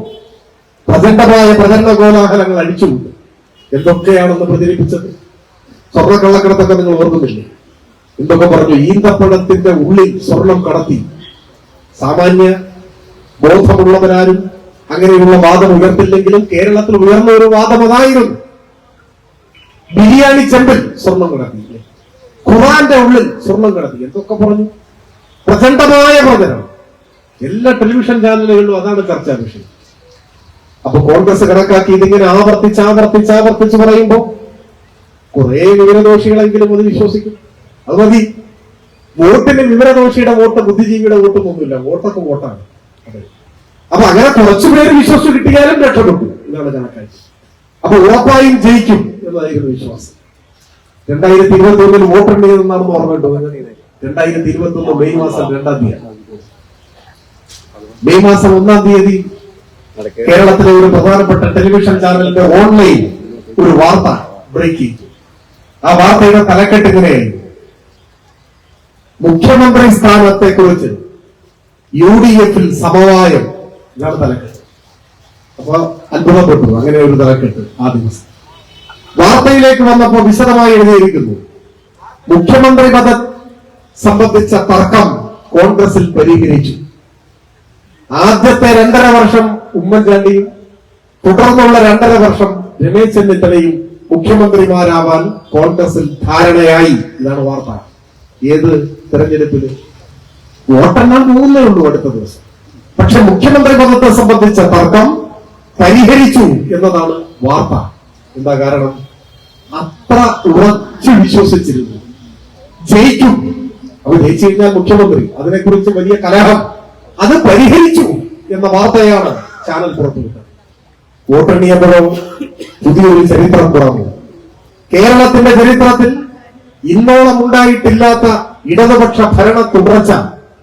91 സീറ്റ് 99 കൂടുതൽ തിളക്കമാർന്ന വിജയം, മഹാവിജയം. ആ വിജയത്തിന്റെ കാരണങ്ങളിലേക്ക് ഇപ്പൊ ഞാൻ പോകുന്നു. ഒന്നാം പിണറായി സർക്കാർ ഒരു നവകേരളം ലക്ഷ്യം വെച്ചുകൊണ്ട് നടപ്പാക്കിയ പ്രവർത്തനങ്ങളെ ജനങ്ങൾ ഹൃദയത്തിൽ ഏറ്റുവാങ്ങിയതിന്റെ പ്രതിഫലനമായിരുന്നു. മഹാമാരികൾ തുടർച്ചയായി വേട്ടയാടിയപ്പോ ഈ നാടിനെ ലോകത്തിന്റെ മുന്നിൽ അഭിമാനകരമായി സംരക്ഷിച്ച ഒരു ഗവൺമെന്റിനോടുള്ള നന്ദി പ്രകടനമായിരുന്നു അത്. അങ്ങനെ ഒരുപാട് കാരണങ്ങളുണ്ട്. പക്ഷെ എന്തുതന്നെയായാലും ആ വിധിയെഴുത്തിനെ അംഗീകരിക്കാനുള്ള മാനസികാവസ്ഥയിലേക്ക് നമ്മുടെ കോൺഗ്രസിന്റെ സുഹൃത്തുക്കൾ ഇനിയും എത്തിയിട്ടില്ല. നിങ്ങൾ നോക്കൂ, ഇപ്പോഴും കോൺഗ്രസിന്റെ നേതാക്കന്മാർ, ഞാൻ ആരുടെയും പേരൊന്നും പറയുന്നില്ല, നിങ്ങളത് മനസ്സിൽ കണ്ടാൽ മതി. കോൺഗ്രസിന്റെ നേതാക്കന്മാർ പ്രസംഗിക്കുമ്പോഴാവട്ടെ, മാധ്യമങ്ങളോട് സംസാരിക്കുമ്പോഴാവട്ടെ, അവരുടെ വാക്കുകൾ, അവരുടെ ചേഷ്ട, അവരുടെ മുഖഭാവം അത് നോക്കിയാൽ എന്തോ ഒരു തകരാറില്ലേ എന്ന് തോന്നുന്നു. പഴയ മണിച്ചിത്രത്താഴ് എന്ന് പറയുന്ന സിനിമയിൽ കുതിരവട്ടം പപ്പു അവതരിപ്പിക്കുന്ന ഒരു കഥാപാത്രമുണ്ട്. എന്തെങ്കിലും ഒരു കുഴപ്പമുണ്ടോ നോക്കാൻ പറഞ്ഞിട്ട് കാണിക്കുന്ന ഒരു മുഖഭാവം. കോൺഗ്രസിന്റെ പ്രധാനപ്പെട്ട ചില നേതാക്കന്മാർ മാധ്യമങ്ങളോട് സംസാരിക്കുമ്പോൾ അവരുടെ മുഖഭാവവും ചേട്ടയും കണ്ടാൽ എന്തോ ഒരു തകരാറുണ്ട്. ശരിയാണെന്താണ്? 2021 പൊതു തെരഞ്ഞെടുപ്പിന്റെ വിധി ഇനിയും അംഗീകരിക്കാനുള്ള രാഷ്ട്രീയ പക്വത ആയിട്ടില്ല. അത് ഉൾക്കൊള്ളാൻ പറ്റിയിട്ടില്ല. കോൺഗ്രസിനെ സംബന്ധിച്ച് ഇങ്ങനെ ഒരു അനുഭവം ചരിത്രത്തിലില്ല. ഏതനുഭവം? 10 കൊല്ലത്തിലധികമായി കേന്ദ്രത്തിൽ അധികാരമില്ല. 2014 ശേഷം കേന്ദ്രത്തിൽ അധികാരമില്ല. 10 കൊല്ലം കഴിഞ്ഞു. ഏതാണ്ട് 10 കൊല്ലമായി കേരളത്തിലും അധികാരമില്ല. സ്വാതന്ത്ര്യം കിട്ടിയതിനു ശേഷം കോൺഗ്രസ് പാർട്ടി ഒരു ദശാബ്ദം കേരളത്തിലും കേന്ദ്രത്തിലും അധികാരമില്ലാത്തൊരവസ്ഥ ഉണ്ടായിട്ടേയില്ല. ഇതാദ്യത്തെ അനുഭവം. അധികാരമില്ലാതെ അരനിമിഷം ജീവിക്കാൻ കഴിയാത്ത സവിശേഷമായ ഒരു രാഷ്ട്രീയ സാഹചര്യമാണ് കോൺഗ്രസിനുള്ളത്. എല്ലാവർക്കും വരാൻ പോകുന്ന തെരഞ്ഞെടുപ്പിൽ ചരിത്രം ആവർത്തിച്ചാൽ പിന്നെ കേരളത്തിൽ കോൺഗ്രസ് എന്നൊരു പാർട്ടി ഉണ്ടാവുമോ? ഉണ്ടെങ്കിൽ ആ പാർട്ടിയുടെ സ്ഥിതി എന്തായിരിക്കും ഇപ്പൊ പറയാൻ പറ്റില്ല. അപ്പൊ അത്തരം ഒരു സാഹചര്യത്തിലാണ് ഇപ്പൊ കോൺഗ്രസ് നിൽക്കുന്നത്. അതിന്റെ എല്ലാ അസ്വസ്ഥതകളും വിഭ്രാന്തികളും കോൺഗ്രസ് നേതാക്കന്മാരിൽ പ്രകടമായിരിക്കുകയാണ്. അപ്പോഴാണ് പുതിയ ഓരോരോ സംഭവങ്ങൾ ഉണ്ടായിക്കൊണ്ടിരിക്കുന്നത്. ഞാൻ അതിനെ കുറിച്ചൊന്ന് കടന്നു പോകുന്നു. പറഞ്ഞു വന്നത് ഇത്തരമൊരു മാനസികാവസ്ഥയിലാണ് കേരളത്തിൽ കോൺഗ്രസ് എത്തി നിൽക്കുന്നു. അതിന്റെ ഭാഗമായിട്ടോ സമചിത്തതയോടെ സാഹചര്യങ്ങൾ വിലയിരുത്തി നിലപാട് സ്വീകരിക്കാൻ കഴിയാതെ വന്നാൽ എന്തായിരിക്കും സ്ഥിതി? തുടർന്ന് എല്ലാ അബദ്ധമായിട്ടുമാണ്. അതാണ് പോന്നുകൊണ്ടിരിക്കുന്നത്. മാതൃഭൂമിയും മനോരമയും എത്ര തന്നെ പരിശ്രമിച്ചാലും കഴിഞ്ഞ ദിവസം കേരള ഹൈക്കോടതിയുടെ ഒരു വിധി പുറത്തു വന്നു. അതെന്താണ്? ബഹുമാന്യരായ കോൺഗ്രസിന്റെ 2 നേതാക്കന്മാർ ഈ ഗവൺമെന്റിനെതിരെ കേരള ഹൈക്കോടതി മുമ്പാകെ സമർപ്പിച്ചിരുന്ന ഒരു കേസ് കൂടി തള്ളി. അഴിമതിയായിരുന്നു ആരോപണം. ക്യാമറ സ്ഥാപിച്ചതിൽ അഴിമതി, അതാണ് ആരോപിച്ചത്. ആ പരാതിയുമായിട്ട് വന്നപ്പോ തന്നെ കോടതി മുമ്പ് ഒരു കമന്റ് നടത്തി. എന്തായിരുന്നു കമന്റ്? പബ്ലിക് ഇൻട്രസ്റ്റ് ഹർജിയാണ്, പൊതു താല്പര്യ ഹർജിയാണ്. അപ്പൊ ഹർജി ഇങ്ങനെ നോക്കിയിട്ട് കോടതി ചോദിച്ചു കേരളത്തിന്റെ പ്രതിപക്ഷ നേതാവിനോട്, ഇത് പബ്ലിക് ഇൻട്രസ്റ്റ് ആണോ, പബ്ലിക് ഇൻട്രസ്റ്റ് ആണോ, പബ്ലിസിറ്റി ഇൻട്രസ്റ്റ് ആണോ? കോടതിയിൽ നിന്ന് അങ്ങനെ ഒരു ചോദ്യം കേട്ടു എന്ന് പറഞ്ഞാൽ ചെവിട്ടത്തൊരു നല്ല അടി കിട്ടി എന്നാണ് അർത്ഥം. കോടതി വന്നിട്ട് ആളെ അടിക്കൊന്നുമില്ല, ഇങ്ങനെ ചില കാര്യം പറയുള്ളൂ. ഇത് ഇമാതിരി ഒരു പ്രഹരം കിട്ടിയ കേരളത്തിലെ ആദ്യത്തെ കോൺഗ്രസിന്റെ നേതാവാണ് നമ്മുടെ ബഹുമാന്യനായ പ്രതിപക്ഷ നേതാവ്. അല്പമെങ്കിലും ഒരു രാഷ്ട്രീയ മര്യാദ അദ്ദേഹത്തിനുണ്ടെങ്കിൽ കേരളത്തിലെ ജനങ്ങളോട് അദ്ദേഹം ക്ഷമാപണം നടത്തണം. ഇതിന് ഒരു കൊല്ലം കേരളത്തിലെ റോഡിൽ എത്ര മനുഷ്യരാണ് മരിച്ചു പോകുന്നത്? ഈ അങ്കമാലിയില് ജീവിക്കുന്നവരോട് പ്രത്യേകം പറയേണ്ട കാര്യമില്ല. നമ്മുടെ ഈ റോഡിൽ എത്ര ജീവനുകൾ ഒലിയുന്നു.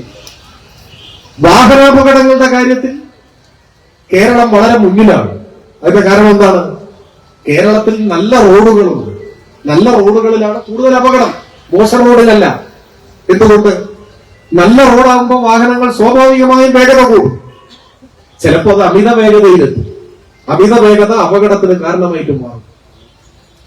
മഹായുദ്ധങ്ങളിൽ മരിച്ച മനുഷ്യരുടെ എണ്ണത്തിന് തുല്യമാണ് റോഡപകടങ്ങളിൽ മരിച്ച മനുഷ്യരുടെ എണ്ണം പല രാജ്യങ്ങളിലും. ആയിരക്കണക്കിന് മനുഷ്യരാണ് കേരളത്തിൽ മരിക്കുന്നത്. മരിക്കുന്നതിൽ നല്ലൊരു പങ്ക് ചെറുപ്പക്കാരാണ്. ഇരുചക്ര വാഹനങ്ങളാണ് അപകടത്തിൽപ്പെടുന്നതിൽ ഏറ്റവും കൂടുതൽ. അപ്പോ ഏറ്റവും വേദനാജനകമായ ഒരു അനുഭവമാണത്. ക്യാമറ സ്ഥാപിക്കുന്നതിന്റെ ഏറ്റവും പ്രധാനപ്പെട്ട ഉദ്ദേശം ഈ അപകടങ്ങൾ ഇല്ലാതാക്കുക, അപകടങ്ങൾ കുറയ്ക്കുക എന്നതാണ്. അപ്പൊ അമിത വേഗതയിലേക്ക് പോയാൽ ഫൈൻ വരും. അപ്പൊ ഈ ക്യാമറയൊക്കെ എല്ലായിടത്തും സ്ഥാപിക്കുമ്പോ അത് ഭയന്ന് വേഗതയൊക്കെ ഒന്ന് കുറയ്ക്കും. ആളുകളെ പിഴിഞ്ഞ് പൈസ ഉണ്ടാക്കാനല്ല.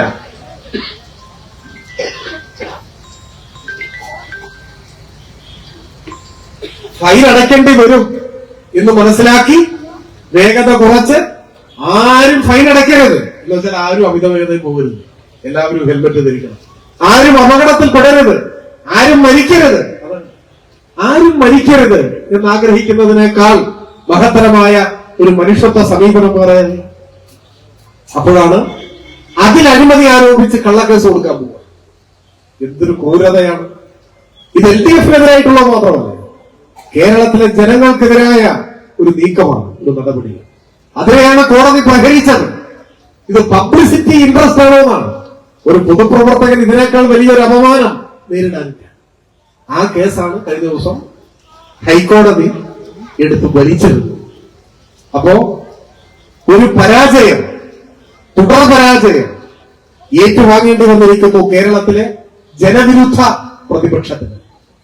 10 കൊല്ലം നീണ്ടുനിന്ന ഭരണത്തിന് നേതൃത്വം കൊടുത്തിട്ടും കേരളത്തിലെ ഏതെങ്കിലും ഒരു മന്ത്രിക്കെതിരായി ഗൗരവമുള്ള ഒരു ആരോപണം, ഒരു അഴിമതി ആരോപണം ഉന്നയിക്കാൻ സാധിച്ചിട്ടുണ്ട്.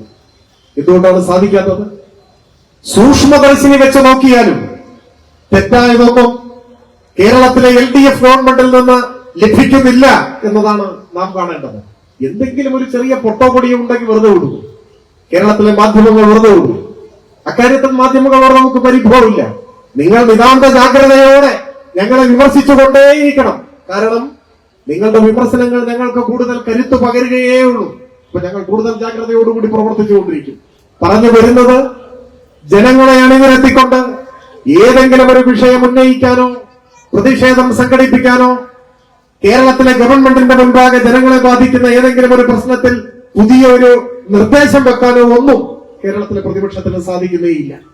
മറിച്ച് വിവാദങ്ങളുടെ പുകമറ സൃഷ്ടിക്കാൻ, ജനങ്ങളെ തെറ്റിദ്ധരിപ്പിക്കാൻ അതിനുള്ള നീക്കമാണ് നടത്തിക്കൊണ്ടിരിക്കുന്നത്. ആ നീക്കത്തിന്റെ ഒരു ഘട്ടത്തിലാണ് ഇങ്ങനെയാണ് കാര്യങ്ങളുടെ പോക്കെങ്കിൽ ആയുസ്സറുതിക്ക് മുൻപ് ഇനി ഒരിക്കലും കേരള നിയമസഭാ മന്ദിരത്തിനകത്തേക്ക് അധികാരത്തിന്റെ അകമ്പടിയോടെ കടന്നു വരാനാവില്ല എന്ന തിരിച്ചറിവിൽ അധികാരം പിടിക്കാൻ ഏറ്റവും ഹീനമായ മാർഗങ്ങൾ അവലംബിക്കുന്ന നിലയിലേക്ക് കേരളത്തിലെ കോൺഗ്രസിന്റെ നേതൃത്വം എത്തിയിട്ടുണ്ട്. ഇനി ഒരിക്കലും കേരളത്തിൽ അധികാരത്തിൽ വരിക എളുപ്പമല്ല എന്നുള്ളവർ കോൺഗ്രസ് നേതാക്കന്മാർക്കെല്ലാം അറിയാം. നിങ്ങൾ എന്നെ വിശ്വസിക്കേണ്ട. കഴിഞ്ഞ ദിവസം എന്തിനാണ് തിരുവനന്തപുരം ജില്ലാ പ്രസിഡന്റിനെ കോൺഗ്രസ് പുറത്താക്കിയോ അദ്ദേഹത്തെ കൊണ്ട് രാജിവെപ്പിച്ചോ എന്തോ ഇല്ലേ? പാലോട് രവി എന്താണ് അദ്ദേഹം ചെയ്യുന്ന തെറ്റ്? അദ്ദേഹത്തിന്റെ ഒരു ഫോൺ സംഭാഷണം ചോർന്നു. ഇപ്പൊ ഫോൺ സംഭാഷണങ്ങളുടെ കാലാണ്, ചോരുന്ന കാലമാണ്. പേടിക്കണ്ട, ചോർന്നില്ല. അപ്പൊ ഈ സംഭാഷണത്തിൽ എന്താണ് പറയുന്നത്? ഈ സംഭാഷണത്തിൽ അദ്ദേഹം തന്റെ ഉറ്റ അനുയായിയായ കോൺഗ്രസിന്റെ മറ്റൊരു നേതാവിനോട് സംസാരിക്കുന്നതാണ്. ആ സംസാരം എന്താണ്? അടുത്ത തെരഞ്ഞെടുപ്പിൽ LDF തന്നെ ജയിക്കും. അതാണ് അദ്ദേഹം പറയുന്നത്. LDF തന്നെ ജയിക്കും. കോൺഗ്രസിനെ കുറിച്ച് അദ്ദേഹം ഒരു വിശേഷണം നടത്തുന്നുണ്ടാ ടെലിഫോൺ സംഭാഷണത്തിൽ. കോൺഗ്രസിനെ കുറിച്ച് അദ്ദേഹം പറയുന്നത് കോൺഗ്രസ് എടുക്കാച്ചരക്കായി തീരും. ആരാ പറയുന്നത്? DCC പ്രസിഡന്റാണ്. DCC പ്രസിഡന്റ് മണ്ഡലം പ്രസിഡന്റിനോടോ മറ്റോ ഫോണിൽ സംസാരിക്കുമ്പോൾ പറയുകയാണ് കാര്യങ്ങളുടെ പോക്ക് ഇങ്ങനെയാണെങ്കിൽ അടുത്ത തെരഞ്ഞെടുപ്പിലും ഇവര് തന്നെ വരും, 3ാം വട്ടവും ഇവര് തന്നെ വരും. കോൺഗ്രസ് എടുക്കാച്ചരക്കായി തീരും. ഇതാണ് നാടിന്റെ സ്ഥിതി. പറഞ്ഞത് DCC പ്രസിഡന്റ് അദ്ദേഹത്തെ പുറത്താക്കിയാൽ പ്രശ്നം തീരും. ഉടനെ അദ്ദേഹത്തെ പുറത്താക്കി. സത്യം പറയുന്നവർക്ക് ഇപ്പോ കോൺഗ്രസിൽ സ്ഥാനമില്ല, എല്ലാവരും പുറത്താക്കിക്കൊണ്ടേയിരിക്കുകയാണ്. പക്ഷെ സത്യം സത്യമല്ലാതായി മാറില്ല. ഇത് കോൺഗ്രസിന്റെ നേതാക്കന്മാർക്ക് എല്ലാം അറിയാം.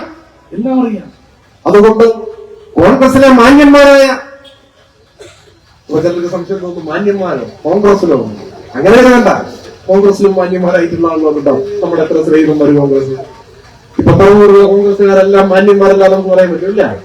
അതൊക്കെ ചില രാഷ്ട്രീയ നിലപാടിന്റെ ഭാഗമായി പല പ്രസ്ഥാനങ്ങളുടെയും ഭാഗമായി പലരും നിൽക്കുന്നുണ്ടാവും. എന്നാലും ഗാന്ധിയൻ മൂല്യങ്ങളിലൊക്കെ ഇപ്പോഴും മുറുകെ പിടിക്കുന്ന അന്തസ്സുള്ള മാന്യതയുള്ള കോൺഗ്രസുകാർക്ക് ഇപ്പോഴും ഉണ്ട്. വളരെ കുറവായിരിക്കും, എന്നാലും നിങ്ങൾ തെരഞ്ഞു നോക്ക്, എവിടെയെങ്കിലുമൊക്കെ ഉണ്ടാവും. അങ്ങനെയുള്ള മാന്യന്മാരായ കോൺഗ്രസുകാർ ഇനിയും കോൺഗ്രസിന്റെ തന്നെ കൊടിക്കീഴിൽ നിൽക്കണോ എന്ന് ആലോചിക്കുന്ന ഒരു കാലമാണിത്. ഒരു സംശയവും വേണ്ട. എല്ലാ മാന്യന്മാരായ കോൺഗ്രസുകാർക്കും ഇടതുപക്ഷ രാഷ്ട്രീയത്തിന്റെ കൊടിക്കീഴിലേക്ക് കടന്നു വരാം. അവർക്കെല്ലാം സ്വാഗതം. നമുക്ക് മതനിരപേക്ഷത സംരക്ഷിക്കാനുള്ള പോരാട്ടത്തിൽ ഒരുമിച്ചത്. ചില ആളുകൾക്ക് അതിന് തയ്യാറാകാതിരിക്കും, അവരോടും വിരോധമൊന്നുമില്ല. അങ്ങനെയുള്ളവർ അവസരം കാത്ത് വേറെ പല വഴിക്ക് പോകുന്നുണ്ട്. തിരുവനന്തപുരം MP കുറിച്ച് എന്താണ് കേൾക്കുന്നത്? അദ്ദേഹം ഇപ്പൊ കോൺഗ്രസിലുണ്ടോ? തുറവൂരിലെ കോൺഗ്രസുകാരോട് ഞാൻ സംശയം ചോദിക്കുകയാണ്. തിരുവനന്തപുരം MP നിങ്ങൾ അദ്ദേഹത്തെ വിശേഷിപ്പിച്ചിരുന്ന വിശ്വപൗരമെന്നാണ്. ഞങ്ങൾക്ക് വിരോധമൊന്നുമില്ല. അദ്ദേഹം ഇപ്പൊ കോൺഗ്രസിലുണ്ടോ? ഉണ്ടെന്നോ ഇല്ലെന്നോ പറയാൻ ആർക്കെങ്കിലും എന്താ നമ്മൾ കേൾക്കുന്നത്? അദ്ദേഹം പകുതി കോൺഗ്രസിലും പകുതി, ഞാൻ എന്റെ വായം കൊണ്ട് BJP എന്ന് പറയുന്നില്ല, പക്ഷെ അങ്ങനെയാണിപ്പോ പൊതുവിൽ ആളുകൾ വിലയിരുത്തുന്നത്. ഇത്ര ഗതികെട്ട ഒരു നിലപാടിലേക്ക് കോൺഗ്രസ് എങ്ങനെ എത്തി? കോൺഗ്രസ് ഉയർത്തിപ്പിടിക്കുന്ന നിലപാടുകളിൽ ആത്മാർത്ഥത പുലർത്താത്തിടത്തോളം കാലം ജനങ്ങളുടെ വിശ്വാസം ആർജിക്കാൻ കോൺഗ്രസിനാവില്ല. അപ്പോ വരാനിരിക്കുന്ന തെരഞ്ഞെടുപ്പിന്റെ ഫലം പാലോട് രവി പറഞ്ഞതുപോലെയാകും എന്ന ഭീതി കൊണ്ട് കോൺഗ്രസ് ഇപ്പോൾ എത്തി നിൽക്കുന്നത് എത്ര അപകടകരമായ രാഷ്ട്രീയ പരീക്ഷണങ്ങളിലാണ്. എന്താ അപകടം? എല്ലാത്തരം വർഗീയവാദികളെയും ഒരുമിച്ച് നിർത്താനാണ് ശ്രമിക്കുന്നത്. എല്ലാ വർഗീയവാദികളും. ജമാഅത്തെ ഇസ്ലാമി, LDF-ന്റെ ഇപ്പോഴത്തെ രൂപമായ SDPI, ഏറ്റവും കടുത്ത വർഗീയത ഉയർത്തിപ്പിടിക്കുന്ന 2 വിഭാഗങ്ങളെ, ഈ 2 വിഭാഗങ്ങളെ UDF-ന്റെ ഭാഗമാക്കി മാറ്റാനാണ്. ജമാഅത്തെ ഇസ്ലാമിയുടെ ചരിത്രത്തിലേക്കൊന്നും ഞാൻ പോകുന്നില്ല. ഏറ്റവും കടുത്ത വർഗീയ നിലപാട്, ഒരു തുള്ളി വെള്ളം പോലും ചേർക്കാത്ത നിലപാട് ശക്തമായി ഉയർത്തിപ്പിടിച്ചിരുന്ന ഒരു വിഭാഗമാണത്. അവരുടെ സ്ഥാപകൻ ഇന്ത്യ വിഭജനത്തിന്റെ കാലത്ത് പാകിസ്ഥാനിൽ മതരാഷ്ട്രവാദമായിരുന്നു നിലപാട്. മതരാഷ്ട്രവാദം. RSSന്റെ നിലപാട് എന്താണ്? മതരാഷ്ട്രവാദം. 2 മതരാഷ്ട്രവാദികളാണ്. അപ്പൊ RSSന്റെ മതരാഷ്ട്രവാദത്തോട് മൗദൂദി വിയോജിച്ചിട്ടില്ല. മതരാഷ്ട്രവാദ നിലപാടിനൊപ്പം തന്നെയാണ് വന്നിരുന്നത്. ആദ്യകാലത്ത് ജമാഅത്തെ ഇസ്ലാമി സർക്കാർ ജോലി സ്വീകരിക്കുകയായിരുന്നില്ല. ജമാഅത്തെ ഇസ്ലാമിക്ക് സർക്കാർ ജോലി സ്വീകരിക്കുകയായിരുന്നില്ല. അത് അവരുടെ നിലപാടിന്റെയും വിശ്വാസത്തിന്റെയും ഭാഗമായിരുന്നു. അവർ വോട്ട് ചെയ്യുമായിരുന്നില്ല, വോട്ട് രേഖപ്പെടുത്തുമായിരുന്നില്ല. ഏറ്റവും സങ്കുചിതമായ മതരാഷ്ട്ര നിലപാട് തങ്ങളുടെ വിശ്വാസത്തിന്റെ ഭാഗമായി തന്നെ ഉയർത്തിപ്പിടിച്ചിരുന്ന ഒരു കൂട്ടരാണവർ. പിന്നീട് അവർക്ക് കുറെ മാറ്റം വന്നു. അത് നല്ല കാര്യം. വോട്ട് ചെയ്യാനൊക്കെ തുടങ്ങി, സർക്കാർ ജോലി സ്വീകരിക്കാനും തുടങ്ങി. വോട്ട് ചെയ്യാൻ തുടങ്ങിയപ്പോൾ കടുത്ത രാഷ്ട്രീയ നിലപാട് സ്വീകരിക്കും. ഞങ്ങൾ ആളെ നോക്കി വോട്ട് ചെയ്യും. അങ്ങനെയാണ് പറഞ്ഞിരിക്കുന്നത്. ഓരോ മണ്ഡലത്തിലെയും സ്ഥാനാർത്ഥിയെ നോക്കി വോട്ട് ചെയ്യും. അപ്പോ നിയമസഭാ തെരഞ്ഞെടുപ്പ് വന്ന 140 മണ്ഡലങ്ങൾ നോക്കി കുറെ മണ്ഡലങ്ങൾ അവർക്ക് ഇവർക്ക് നോക്കി പറഞ്ഞ് വോട്ട് ചെയ്യും. അപ്പൊ ചില മണ്ഡലങ്ങൾ നമുക്ക് ചെയ്തിട്ടുണ്ടാവും, നമ്മളൊന്നും നിഷേധിക്കുന്നില്ല. പക്ഷെ അടിസ്ഥാനപരമായ പ്രശ്നം അരാഷ്ട്രീയ നിലപാടാണ് അവർ സ്വീകരിച്ചിരുന്നത്. എന്നാൽ ഇപ്പോ അവര് ഒരു രാഷ്ട്രീയ നിലപാട് സ്വീകരിക്കണം. എന്താ നിലപാട്? അത് കോൺഗ്രസിനെ പിന്തുണയ്ക്കുകയാണ്. കഴിഞ്ഞ നിയമസഭാ തെരഞ്ഞെടുപ്പിൽ, കഴിഞ്ഞ ലോക്സഭാ തെരഞ്ഞെടുപ്പിലെല്ലാം കോൺഗ്രസിനെ പിന്തുണച്ചു, UDF-നെ പിന്തുണച്ചു. എല്ലാ മണ്ഡലത്തിലും അവർ രാഷ്ട്രീയ പാർട്ടി രൂപീകരിച്ചു. ആ രാഷ്ട്രീയ പാർട്ടിയെ UDF-ൽ അംഗമാക്കണം എന്ന അപേക്ഷ നൽകി കാത്തിരിക്കുന്നുവെന്നാണ് പലരും ചൂണ്ടിക്കാണിക്കുന്നത്. കേൾക്കുന്നത് UDF ഒരു അസോസിയേറ്റ് ഘടകകക്ഷിയായി എടുക്കും. നമ്മളൊന്നും കേട്ടിട്ടില്ല. ഇനി ഫുൾ ഘടകകക്ഷിയായില്ലെങ്കിലും വേണ്ടില്ല, ഒരു അസോസിയേറ്റ് എങ്കിൽ അസോസിയേറ്റ് അത് മതി എന്നാണ് പറഞ്ഞത്. ആ തണലിൽ SDPI കൂടി എടുക്കാറുണ്ട്. UDF എന്നാൽ കടുത്ത ഇസ്ലാമിക വർഗീയതയുടെ സംഘടനാ രൂപമായ ജമാഅത്തെ ഇസ്ലാമിയെയും SDPIയെയും ലീഗിനോടൊപ്പം നിർത്തി അംഗങ്ങളാക്കാനാണ് നോക്കിക്കൊണ്ടിരിക്കുന്നത്. മറുഭാഗത്തോ RSSുമായും നീക്കുപോക്കുണ്ടാക്കാൻ ഒരു മടിയുമില്ലാത്തവരാണെന്ന് മുൻപേ തെളിയിച്ചിട്ടുള്ളവർ. ഒരുപാട് അനുഭവങ്ങളുണ്ട്. ഞാൻ ആ ചരിത്രമാകെ ഇവിടെ വിശദീകരിക്കണമെന്ന് കരുതുന്നില്ല. ചരിത്രത്തിന്റെ പല ഘട്ടങ്ങളിലും പരസ്യമായി തന്നെ രംഗത്ത് വന്നിട്ടുള്ള രാഷ്ട്രീയ ബാന്ധവമാണ്. വടകരയും ബേപ്പൂരും ഒക്കെ നമ്മുടെ ഓർമ്മകളായി നമ്മുടെ തൊട്ടുമുമ്പിലും. ഒരു കാലത്ത് കാസർകോട്ട് നമ്മുടെ നേതാവായിരുന്ന രാമണ്ണറയ്ക്കെതിരെ മത്സരിച്ചത്, കോൺഗ്രസ് മുന്നണിയുടെ സ്ഥാനാർത്ഥിയായി മത്സരിച്ചത് നമ്മുടെ രാജഗോപാലായി. എത്രയെത്ര അനുഭവം. EMSനെതിരെ 1960 തെരഞ്ഞെടുപ്പിൽ പട്ടാമ്പിയിൽ ജനസംഘവും കോൺഗ്രസും സംയുക്ത സ്ഥാനാർത്ഥിയാണ് മത്സരിപ്പിച്ചത്. സംയുക്ത സ്ഥാനാർത്ഥി 1960 RSS ആദ്യമായി കേരളത്തിൽ തെരഞ്ഞെടുപ്പിൽ ജനസംഘത്തിന്റെ പേരിൽ മത്സരിക്കുന്നത്. 57 തെരഞ്ഞെടുപ്പിൽ അവർ മത്സരിച്ചിട്ടില്ല. 60 ആദ്യമായി മത്സരിക്കുകയാണ്. ആകെ 4 മണ്ഡലത്തിലെ മത്സരിച്ചിട്ടുള്ളൂ. 4 സ്ഥാനാർത്ഥി പിച്ചവെച്ച് തുടങ്ങുകയും സ്ഥാനാർത്ഥിയെ പ്രഖ്യാപിക്കാൻ വേണ്ടി ദീനദയാൽ ഉപാധ്യായ നേരിട്ട് കേരളത്തിൽ വന്നു. 4 സ്ഥാനാർത്ഥികളിൽ ഒന്ന് പട്ടാമ്പിയിലാണ്, പാലക്കാട്. മാധവ് മേനോൻ അതാണ് അവരുടെ സ്ഥാനാർത്ഥി. സ്ഥാനാർത്ഥിയെ പ്രഖ്യാപിച്ച് പ്രചരണം ആരംഭിച്ചു. പ്രചരണം ഒരു ഘട്ടം പിന്നിട്ടു. അവിടെ മത്സരിക്കുന്ന നമ്മുടെ സ്ഥാനാർത്ഥിയുടെ പേര് EMS നമ്പൂതിരിപ്പാടെന്നാണ്. വിമോചന സമരാനന്തരം കേരളം കണ്ട തെരഞ്ഞെടുപ്പ്. RSS കേരളത്തിൽ ആദ്യമായി ഒരു സമരത്തിൽ പങ്കാളിയാകുന്നത് വിമോചന സമരത്തിലാണ്. അങ്കമാലിയിലുള്ളവർക്ക് വിമോചന സമരത്തിന്റെ മറ്റൊരു മുഖമായിരിക്കും ഓർമ്മയുണ്ടാവുക. എന്നാൽ ആ വിമോചന സമരത്തിന് പിന്തുണ കൊടുത്തവരിൽ ഒരു വിഭാഗം RSS ആണ്. അതിനുശേഷം നടക്കുന്ന തെരഞ്ഞെടുപ്പ് 60 തെരഞ്ഞെടുപ്പ്. മുഖ്യമന്ത്രിയായിരുന്ന EMS മത്സരിക്കുന്നത് പട്ടാമ്പി. അപ്പോ ആദ്യമായി ജനസംഘം തെരഞ്ഞെടുപ്പിൽ മത്സരിക്കാൻ തീരുമാനിക്കുന്ന 4 സ്ഥാനാർത്ഥികൾ. അത് ഒന്ന് കോഴിക്കോട്, ഒന്ന് അണ്ടത്തോട്, ഒന്ന് ഗുരുവായൂര്, ഒന്ന് പട്ടാമ്പി. പട്ടാമ്പിയിലെ സ്ഥാനാർത്ഥിയെ ദീനദയാൽ ഉപാധ്യായ തന്നെ വന്ന് പ്രഖ്യാപിക്കും. പ്രചരണം തുടങ്ങും. ആ സമയത്ത് കോൺഗ്രസിന്റെ കേരളത്തിലെ നേതൃത്വം ദീനദയാൽ ഉപാധ്യായെ നേരിട്ട് കാണുന്നു. അദ്ദേഹത്തോട് ചോദിക്കുന്നു, നിങ്ങളുടെയും ഞങ്ങളുടെയും ലക്ഷ്യം ഈ തെരഞ്ഞെടുപ്പിൽ ഒന്നാണ്. എന്താണ്? EMSനെ തോൽപ്പിക്കലാണ്. അപ്പൊ പിന്നെ നമ്മൾ രണ്ടായി മത്സരിച്ചിട്ട് EMSനെ തോൽപ്പിക്കാൻ ശ്രമിക്കുന്നതിനേക്കാൾ നല്ലത് നമുക്ക് 2 പേർക്കും ഒരുമിച്ച് നിന്ന് EMSനെ തോൽപ്പിക്കുന്നതല്ലേ. ദീനദയാൽ ഉപാധ്യായക്ക് ആ നിർദ്ദേശം ഇഷ്ടപ്പെട്ടു. പ്രഖ്യാപിച്ച സ്ഥാനാർത്ഥിയെ പിൻവലിച്ചു. പ്രഖ്യാപിച്ച പ്രചരണം ആരംഭിച്ച സ്ഥാനാർത്ഥിയെ പിൻവലിച്ച് കോൺഗ്രസിന്റെ അവിടുത്തെ പൊതുകാര്യ പ്രസക്തനായ വ്യക്തി രാഘവൻ നായരെ സംയുക്ത സ്ഥാനാർത്ഥിയായി. അങ്ങനെയാണ് EMSനെ തോൽപ്പിക്കാൻ നോക്കിയത്. ആദ്യത്തെ തെരഞ്ഞെടുപ്പിൽ, ജനസംഘത്തിന്റെ കേരളത്തിലെ ആദ്യത്തെ തെരഞ്ഞെടുപ്പിൽ തന്നെ കോൺഗ്രസിനോട് കൈകോർത്ത് EMSനെ തോൽപ്പിക്കാൻ ശ്രമിച്ച ചരിത്രമാണ് കേരളത്തിന്റെ ചരിത്രം. പിന്നീട് 71 തെരഞ്ഞെടുപ്പിലാണ് പാലക്കാട്ട് AKGയെ തോൽപ്പിക്കാൻ കോൺഗ്രസും ജനസംഘവും കൈകോർത്തത്. അന്ന് RSSന്റെ ജില്ലാ കാര്യവാഹകനെയാണ് സ്ഥാനാർത്ഥിയാക്കി. കോൺഗ്രസിന് സ്ഥാനാർത്ഥിയില്ല, സംയുക്ത സ്ഥാനം. ഇങ്ങനെ എല്ലാമുള്ള അനുഭവം കേരളത്തിൽ. ആ അനുഭവങ്ങൾക്കൊരു തുടർച്ച തേടുന്നു. ഇപ്പോ ദേശീയ തലത്തിൽ പ്രതിപക്ഷത്തിന്റെ നിലയിൽ പ്രതിപക്ഷത്തിന്റെ നേതൃത്വമായി നിൽക്കുന്നത് കോൺഗ്രസ് ആണ് പാർലമെന്റ്. പക്ഷേ അമിത്ഷയ്ക്കും മോദിക്കും ഇന്ത്യയിൽ നിന്നും തുടച്ചു നീക്കേണ്ട രാഷ്ട്രീയം അവർ പറഞ്ഞിട്ടുള്ളത് കമ്മ്യൂണിസ്റ്റ് ആശയങ്ങളാണ്. അതുകൊണ്ടാണ് പാർലമെന്റിൽ വിരലെണ്ണാവുന്ന അംഗങ്ങൾ മാത്രമുള്ള ഇടതുപക്ഷത്തെ CPIMനെ ഇത്ര വലിയ വെല്ലുവിളിയായി ഭീഷണിയായി കണക്കാക്കുന്നു.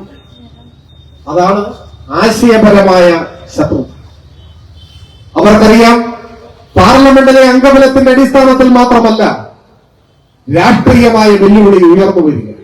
അതുകൊണ്ട് ഈ കനലൊരു തരിമതി എന്നൊക്കെ പറയുന്ന ആലങ്കാരികമായി പറയുന്നതല്ല.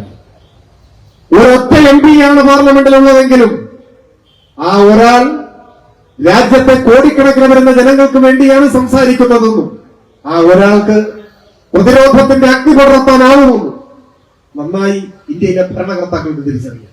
അതുകൊണ്ടാണ് ഏറ്റവും വലിയ ശത്രുക്കളുടെ പട്ടികയിൽ ഒന്നായി കമ്മ്യൂണിസ്റ്റുകാരെ ഗോൾവാൾക്കർ തന്നെ എഴുതി വെച്ചിട്ടുള്ളത്, രേഖപ്പെടുത്തിയിട്ടുള്ളത്. അപ്പോ കേരളത്തിൽ RSSുമായി ചില നീക്കുപോക്കുകൾ മുൻകാലങ്ങളിൽ നടത്തിയതുപോലെ നടത്തിക്കൊണ്ടായാലും അടുത്ത തവണ അധികാരത്തിൽ വരണം എന്നാണ് കോൺഗ്രസ് ആഗ്രഹിക്കുന്നത്. അപ്പൊ നമ്മൾ പറയുന്നില്ലേ, ഗോൾവാൾക്കറുടെ ജന്മശതാബ്ദി ആഘോഷങ്ങൾ ഉദ്ഘാടനം ചെയ്യാൻ ഒരു നേതാവിനെ ക്ഷണിക്കാൻ RSS ആലോചിച്ചപ്പോൾ ആദ്യം വന്ന പേര് കേരളത്തിലെ ഇന്നത്തെ പ്രതിപക്ഷ നേതാവിന്റെ പേരാണ്.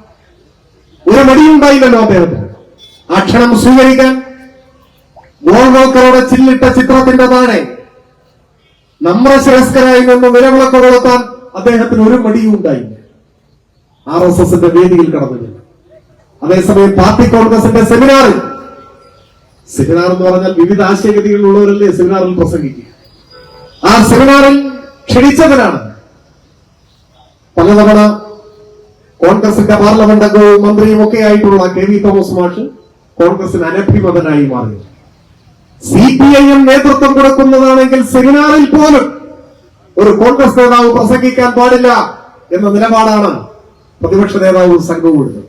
എന്നാൽ RSS ആണെങ്കിലോ സെമിനാറൊന്നും ആവണ്ട, ജന്മശതാബ്ദി ആഘോഷം, അതും ഇന്ത്യ കണ്ട ഏറ്റവും വലിയ വർഗീയവാദിയുടെ ജന്മശതാബ്ദി ആഘോഷം. ഈ രാജ്യത്തിന്റെ ശത്രുക്കളാണ് മുസ്ലിങ്ങളും ക്രിസ്ത്യാനികളും കമ്മ്യൂണിസ്റ്റുകാരുമെന്ന് എഴുതി വെച്ച, വിചാരധാരയിൽ എഴുതി വെച്ച ഇന്ത്യ കണ്ട ഏറ്റവും വലിയ വർഗീയവാദിയുടെ ജന്മശതാബ്ദി. അദ്ദേഹം സ്വാതന്ത്ര്യ സമരകാലത്ത് ഇന്ത്യയിലെ ഹിന്ദു യുവാക്കളോട് നടത്തിയ ഒരു അഭ്യർത്ഥനയുണ്ട്. അദ്ദേഹം പറഞ്ഞത്, നിങ്ങൾ ബ്രിട്ടീഷുകാർക്കെതിരെ സമരം ചെയ്ത് നിങ്ങളുടെ വിലപ്പെട്ട സമയവും വിലമതിക്കാനാവാത്ത ആരോഗ്യവും പാഴാക്കി കളയരുത്, മറിച്ച് നിങ്ങളുടെ ആരോഗ്യവും സമയവും ഈ രാജ്യത്തിന്റെ ശത്രുക്കളായ മുസ്ലിങ്ങൾക്കും ക്രിസ്ത്യാനികൾക്കും കമ്മ്യൂണിസ്റ്റുകാർക്കും എതിരായ സമരത്തിൽ വിനിയോഗിക്കുവിൻ എന്ന് എഴുതി വെച്ച ആളാണ് ഈ പറഞ്ഞ ഗോൾവാൾക്കർ. ആ ഗോൾവാൾക്കറുടെ ജന്മശതാബ്ദി ആഘോഷം ഉദ്ഘാടനം ചെയ്യാൻ പോകാം എന്നും തീരുമാനിക്കുന്നതിന്റെ പിന്നിലുള്ള രാഷ്ട്രീയം, കൈവിട്ടുപോയ അധികാരം RSSന്റെയും ജമാഅത്തെ ഇസ്ലാമിയുടെയും ചുമലിൽ കൈയിട്ട് നിന്നുകൊണ്ടാണെങ്കിലും തിരിച്ചു പിടിക്കണം എന്നുള്ളത്. കോൺഗ്രസിന്റെ ഒരു കൈ RSSന്റെ തോളിലും മറുകൈ ജമാഅത്തെ ഇസ്ലാമിയുടെ തോളിലുമാണ്. ഇരു വർഗീയവാദികളെയും കൂട്ടുപിടിച്ചു. ഒപ്പം ഇടതുപക്ഷ വിരുദ്ധ നിലപാട് സ്വീകരിക്കുന്ന എല്ലാ മാധ്യമങ്ങളുടെയും പിന്തുണയോടെ എല്ലാവരെയും ചേർത്ത് ഒരു അന്തിമ കളി കളിച്ചു നോക്കാം. കേരളത്തിൽ അധികാരം പിടിക്കാനാവുമോ എന്ന് ഈ മൂന്നാം ഊഴത്തിലെങ്കിലും ഒരു ശ്രമം നടത്തി നോക്കാനാണ് ശ്രമിക്കുന്നത്. അതിനാണ് കരുക്കൾ നീക്കിക്കൊണ്ടിരിക്കുന്നത്. ഞാൻ കൂടുതൽ ദീർഘിപ്പിക്കുന്നില്ല. AP-യുടെ മരണമില്ലാത്ത ഓർമ്മകൾ ഒരിക്കൽ കൂടി അനുസ്മരിക്കുന്ന ഈ വേളയിൽ നാം എടുക്കേണ്ട പ്രതിജ്ഞ, ഈ കേരളത്തെ ഇനി ഒരിക്കലും ഒരു കാലത്തും കേരളത്തിന്റെ ശത്രുപക്ഷത്ത് വർഗീയവാദികളോടൊപ്പം അണിനിരന്നിട്ടുള്ള കോൺഗ്രസിന്റെ അവിശുദ്ധ സഖ്യത്തിന്റെ കൈകളിലേക്ക് വിട്ടുകൊടുക്കില്ല എന്ന പ്രതിജ്ഞയാണ് ഈ ഘട്ടത്തിൽ നാം എടുക്കേണ്ടത്. ഓരോ ഇടതുപക്ഷ പ്രവർത്തകന്റെയും ഉള്ളിൽ ജീവന്റെ തുടിപ്പ് അവശേഷിക്കുവോളം കാലം നാം AP-യുടെ മരണമില്ലാത്ത ഓർമ്മകൾക്ക് വാക്കുകൊടുക്കുന്നു. ഞങ്ങളിൽ ജീവന്റെ തുടിപ്പുള്ളിടത്തോളം കാലം ഈ നാടിനെ വർഗീയ സഖ്യത്തിന്, വലതുപക്ഷ വർഗീയ സഖ്യത്തിന് അടിയറ വയ്ക്കില്ല. മതനിരപേക്ഷതയുടെ പതാക പാറുന്ന നാടായി ഈ നാടിനെ നാം നിലനിർത്തും എന്ന പ്രതിജ്ഞയാണ് നമുക്ക് പുതുക്കാനുള്ളത്. അതിന് AP-യുടെ ഓർമ്മകൾ കരുത്തു പകരും എന്ന കാര്യത്തിൽ സംശയമില്ല. കൂടുതൽ മെച്ചപ്പെട്ട ഒരു കേരളം സാധ്യമാക്കാൻ, എല്ലാവർക്കും സന്തോഷത്തോടെ ജീവിക്കാൻ കഴിയുന്ന ഒരു നാടായി ഈ കേരളത്തെ രൂപപ്പെടുത്തിയെടുക്കാനുള്ള ഭഗീരഥ പരിശ്രമത്തിന്റെ സുപ്രധാനമായ ഒരു ഘട്ടത്തിലാണ് ഇപ്പോ എത്തിയത്. ഇത് ആഗസ്റ്റ് 30, സെപ്റ്റംബർ, ഒക്ടോബർ 2 മാസം കൂടി കഴിഞ്ഞാൽ നവംബർ 1 കേരള പിറവി. കേരള പിറവി ദിനം മഹത്തായ ഒരു പ്രഖ്യാപനത്തിന് സാക്ഷ്യം വഹിക്കാൻ പോകും. ആ പ്രഖ്യാപനം മറ്റൊന്നുമല്ല, അതിദരിദ്രരില്ലാത്ത ഇന്ത്യയിലെ ആദ്യ സംസ്ഥാനമായി കേരളം മാറാൻ പോകും. അതിദരിദ്രർ എന്ന് പറഞ്ഞാൽ എന്താണ്? അതാണ് നേരത്തെ ഞാൻ പറഞ്ഞത്, പട്ടിണി പ്രശ്നങ്ങൾ. പട്ടിണി കേരളത്തിൽ ഇല്ല എന്ന് പറയുമ്പോഴും ഇനി ആരെങ്കിലും പട്ടിണിക്കാരുണ്ടോ എന്നൊരു സർവേ നമ്മൾ നടത്തി. അങ്ങനെ നടത്തിയപ്പോൾ നമുക്ക് കണ്ടുപിടിക്കാൻ കഴിഞ്ഞു വളരെ കുറച്ചും, എന്ന് വെച്ചാൽ ഏകദേശം ഒരു 60,000 വരും. കുറച്ചെന്ന് പറഞ്ഞാൽ അത്രയും വരും. ഈ 3.5 കോടി മനുഷ്യർക്കിടയിൽ ഒരു 19,000 പേർ ജീവിതത്തിൽ വലിയ കഷ്ടപ്പാടുകൾ അനുഭവിക്കുന്നവരാണ്. നമ്മുടെയൊക്കെ അടുത്തുണ്ടാവും, ചിലപ്പോൾ നമുക്ക് നോക്കിയാലേ മനസ്സിലാവും. വീട്ടിൽ കുടുംബനാഥൻ ചിലപ്പോൾ കിടപ്പ് രോഗിയായി മാറിയിട്ടുണ്ടാവും. അപ്പൊ വരുമാനം നിന്നു, അപ്പൊ ഒരു പ്രതിസന്ധിയായി. അപ്പൊ ഇങ്ങനെയെല്ലാം ഉള്ളത് നോക്കിയപ്പോ ഇത്രയുമാണുള്ളത്. അപ്പൊ അവരെ സംരക്ഷിക്കേണ്ടതുണ്ട്. അപ്പോ കേരളത്തിലെ ഗവൺമെന്റ് മഹത്തായ ആ ചുവട് വയ്ക്കുകയാണ്. ഈ അതിദരിദ്രരെന്ന് നമ്മൾ കണ്ടെത്തിയ, പ്രത്യേക സർവേ നടത്തി കണ്ടെത്തിയ ഇത്രയും പേര് കേരളം ദത്തെടുക്കും. എന്ന് വെച്ചാൽ അവരുടെ ജീവിതം മെച്ചപ്പെട്ട നിലയിലാക്കാൻ ഭക്ഷണവും വസ്ത്രവും പാർപ്പിടവും ഒക്കെ ഉറപ്പുവരുത്താനുള്ള നടപടികൾക്ക് തുടക്കം കുറിച്ചുകൊണ്ട് ആ ഉത്തരവാദിത്തം ഗവൺമെന്റ് ഏറ്റെടുക്കുക. അപ്പോ ഇനി ആർക്കും അത്തരം ജീവിത വ്യഥകൾ അനുഭവിക്കേണ്ടി വരില്ല. അവരെ വിധിക്ക് വിട്ടുകൊടുക്കില്ല. അവർക്കൊരു നിശ്ചിത വരുമാനം ഉറപ്പുവരുത്താൻ സർക്കാർ സഹായിക്കുന്ന പദ്ധതിയാണ്. അതിന്റെ ഭാഗമായി ഇന്ത്യയിൽ ആദ്യമായ പ്രഖ്യാപനം നടക്കാൻ പോകും. അതിദരിദ്രരില്ലാത്ത നാടായി കേരളം മാറും. അപ്പോൾ മനസ്സിലാക്കേണ്ടത്, അതിദരിദ്രരില്ലാത്ത നാടായി അമേരിക്ക മാറിയിട്ടില്ല. ഇപ്പോഴും അമേരിക്കയിൽ യാചകരുണ്ട്, നിരക്ഷരരുണ്ട്. പക്ഷെ ലോകത്തിലെ ഏറ്റവും വലിയ സമ്പന്നരും വലിയ സൗകര്യങ്ങളും അവിടെയുണ്ട്. അതെന്തുകൊണ്ടാണ്? അതാണ് മുതലാളിത്തത്തിന്റെ പ്രശ്നം. മുതലാളിത്തത്തെ നമ്മൾ എതിർക്കുന്നത് എന്തുകൊണ്ടാണ്? മുതലാളിത്തം ലാഭത്തെ മാത്രം ലക്ഷ്യം വെക്കുന്നു. മുതലാളിത്തം അമിതമായ ലാഭത്തെ സ്വപ്നം കാണും. ആ ലാഭത്തിന് ആശ്രയിക്കുന്നത് ചൂഷണമാണ്. അതുകൊണ്ടാണ് നിങ്ങൾ ചിലപ്പോൾ ഓർക്കുന്നുണ്ടാവും, IMF-ന്റെയൊക്കെ വായ്പകൾ വാങ്ങുന്നതിനെതിരായ സമരം ഇന്ത്യയിൽ ഉയർന്നു വന്നപ്പോ വ്യവസ്ഥകളാണ് ചോദ്യം ചെയ്യപ്പെട്ടത്. ആ വ്യവസ്ഥകൾ ഒന്നെന്തായിരുന്നു? പ്രത്യുൽപാദനക്ഷമമല്ലാത്ത പദ്ധതികൾക്ക് സർക്കാർ പണം ചെലവഴിക്കരുത്. എന്ന് വെച്ചാൽ ഒരു പദ്ധതി സർക്കാർ ആവിഷ്കരിക്കുന്നു, അതുകൊണ്ട് എന്ത് ലാഭം എന്ന് നോക്കണം. സൗജന്യ വിദ്യാഭ്യാസം വേണ്ട, കാരണം ലാഭമില്ല. സൗജന്യ ചികിത്സ വേണ്ട, കാരണം ലാഭവുമില്ല. ലാഭത്തിന്റെ അടിസ്ഥാനത്തിൽ മാത്രം നയങ്ങൾ ആവിഷ്കരിക്കുക. അതാണ്. അപ്പോ പെരുമാധാരമായ മനുഷ്യർ അമേരിക്കയിൽ ഇപ്പോഴും ഉണ്ട് എന്ന് പറയുമ്പോ അമേരിക്കൻ സർക്കാർ വിചാരിച്ചാൽ അത് പരിഹരിക്കാൻ പറ്റും. പക്ഷെ വിചാരിക്കാത്തത് എന്തുകൊണ്ടാണ്? അതുകൊണ്ട് ലാഭമൊന്നുമില്ല. അതുകൊണ്ട് അവർ മത്സരിച്ച് വളർന്നു വരട്ടെ എന്ന് ചിന്തിക്കും. എന്നാൽ അതിദാരിദ്ര്യം തുടച്ചു നീക്കിയ ഒരു രാജ്യമായി ഇപ്പോ 2025 ലോകത്തിന്റെ മുൻപിൽ ചൈന നിൽക്കുന്നു. അതുകൊണ്ടാണ് ചൈന ഉയർത്തിപ്പിടിക്കുന്നത് സോഷ്യലിസ്റ്റ് കാഴ്ചപ്പാടാണ്. അമേരിക്ക ഉയർത്തിപ്പിടിക്കുന്നത് മുതലാളിത്ത കാഴ്ചപ്പാടാണ്. മുതലാളിത്തം എത്ര വളർന്ന് വികസിച്ചാലും, ലോകത്തിന്റെ നെറുകയിലെത്തിയാലും, അങ്ങനെ എത്തിയ രാജ്യമാണ് അമേരിക്ക. അങ്ങനെ എത്തിയാലും അവരെ പട്ടിണി കിടക്കുന്ന മനുഷ്യന്റെ ദുരിതം അവശേഷിക്കും, ബാക്കി നിൽക്കും. അത് പരിഹരിക്കാൻ മുതലാളിത്തത്തിൽ ഒരു വഴിയുമില്ല. കാരണം അത് ലാഭത്തെ മാത്രം സ്വപ്നം കാണും.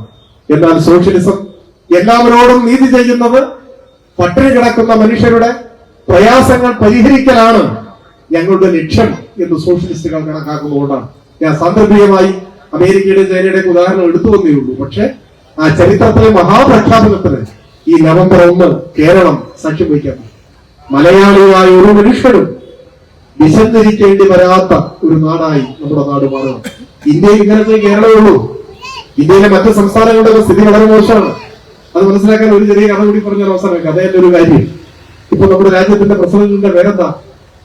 അതൊക്കെ പറയാം. നിങ്ങൾ ആലോചിക്കുകയാണ്, നിങ്ങളുടെ കുറ്റമല്ല. പ്രസിഡന്റിനൊക്കെ ഇപ്പൊ ഇന്ത്യയിൽ അത്ര വിലയുള്ളൂ. നമ്മളുണ്ട് അത്രയ്ക്ക് കുഴപ്പമല്ല. പ്രസിഡന്റിനൊക്കെ നമ്മുടെ രാജ്യം ഭരിക്കുന്നവർ ആ നിലയെ കൊടുത്തിട്ടുള്ളൂ, ആ നിലയിലേ നിർത്തിയിട്ടുള്ളൂ. അതുകൊണ്ട് അവരുടെ പേര് പോലും ഇപ്പോ പെട്ടെന്ന് നമ്മളിന്ന് ഓർമ്മയിൽ വരില്ല.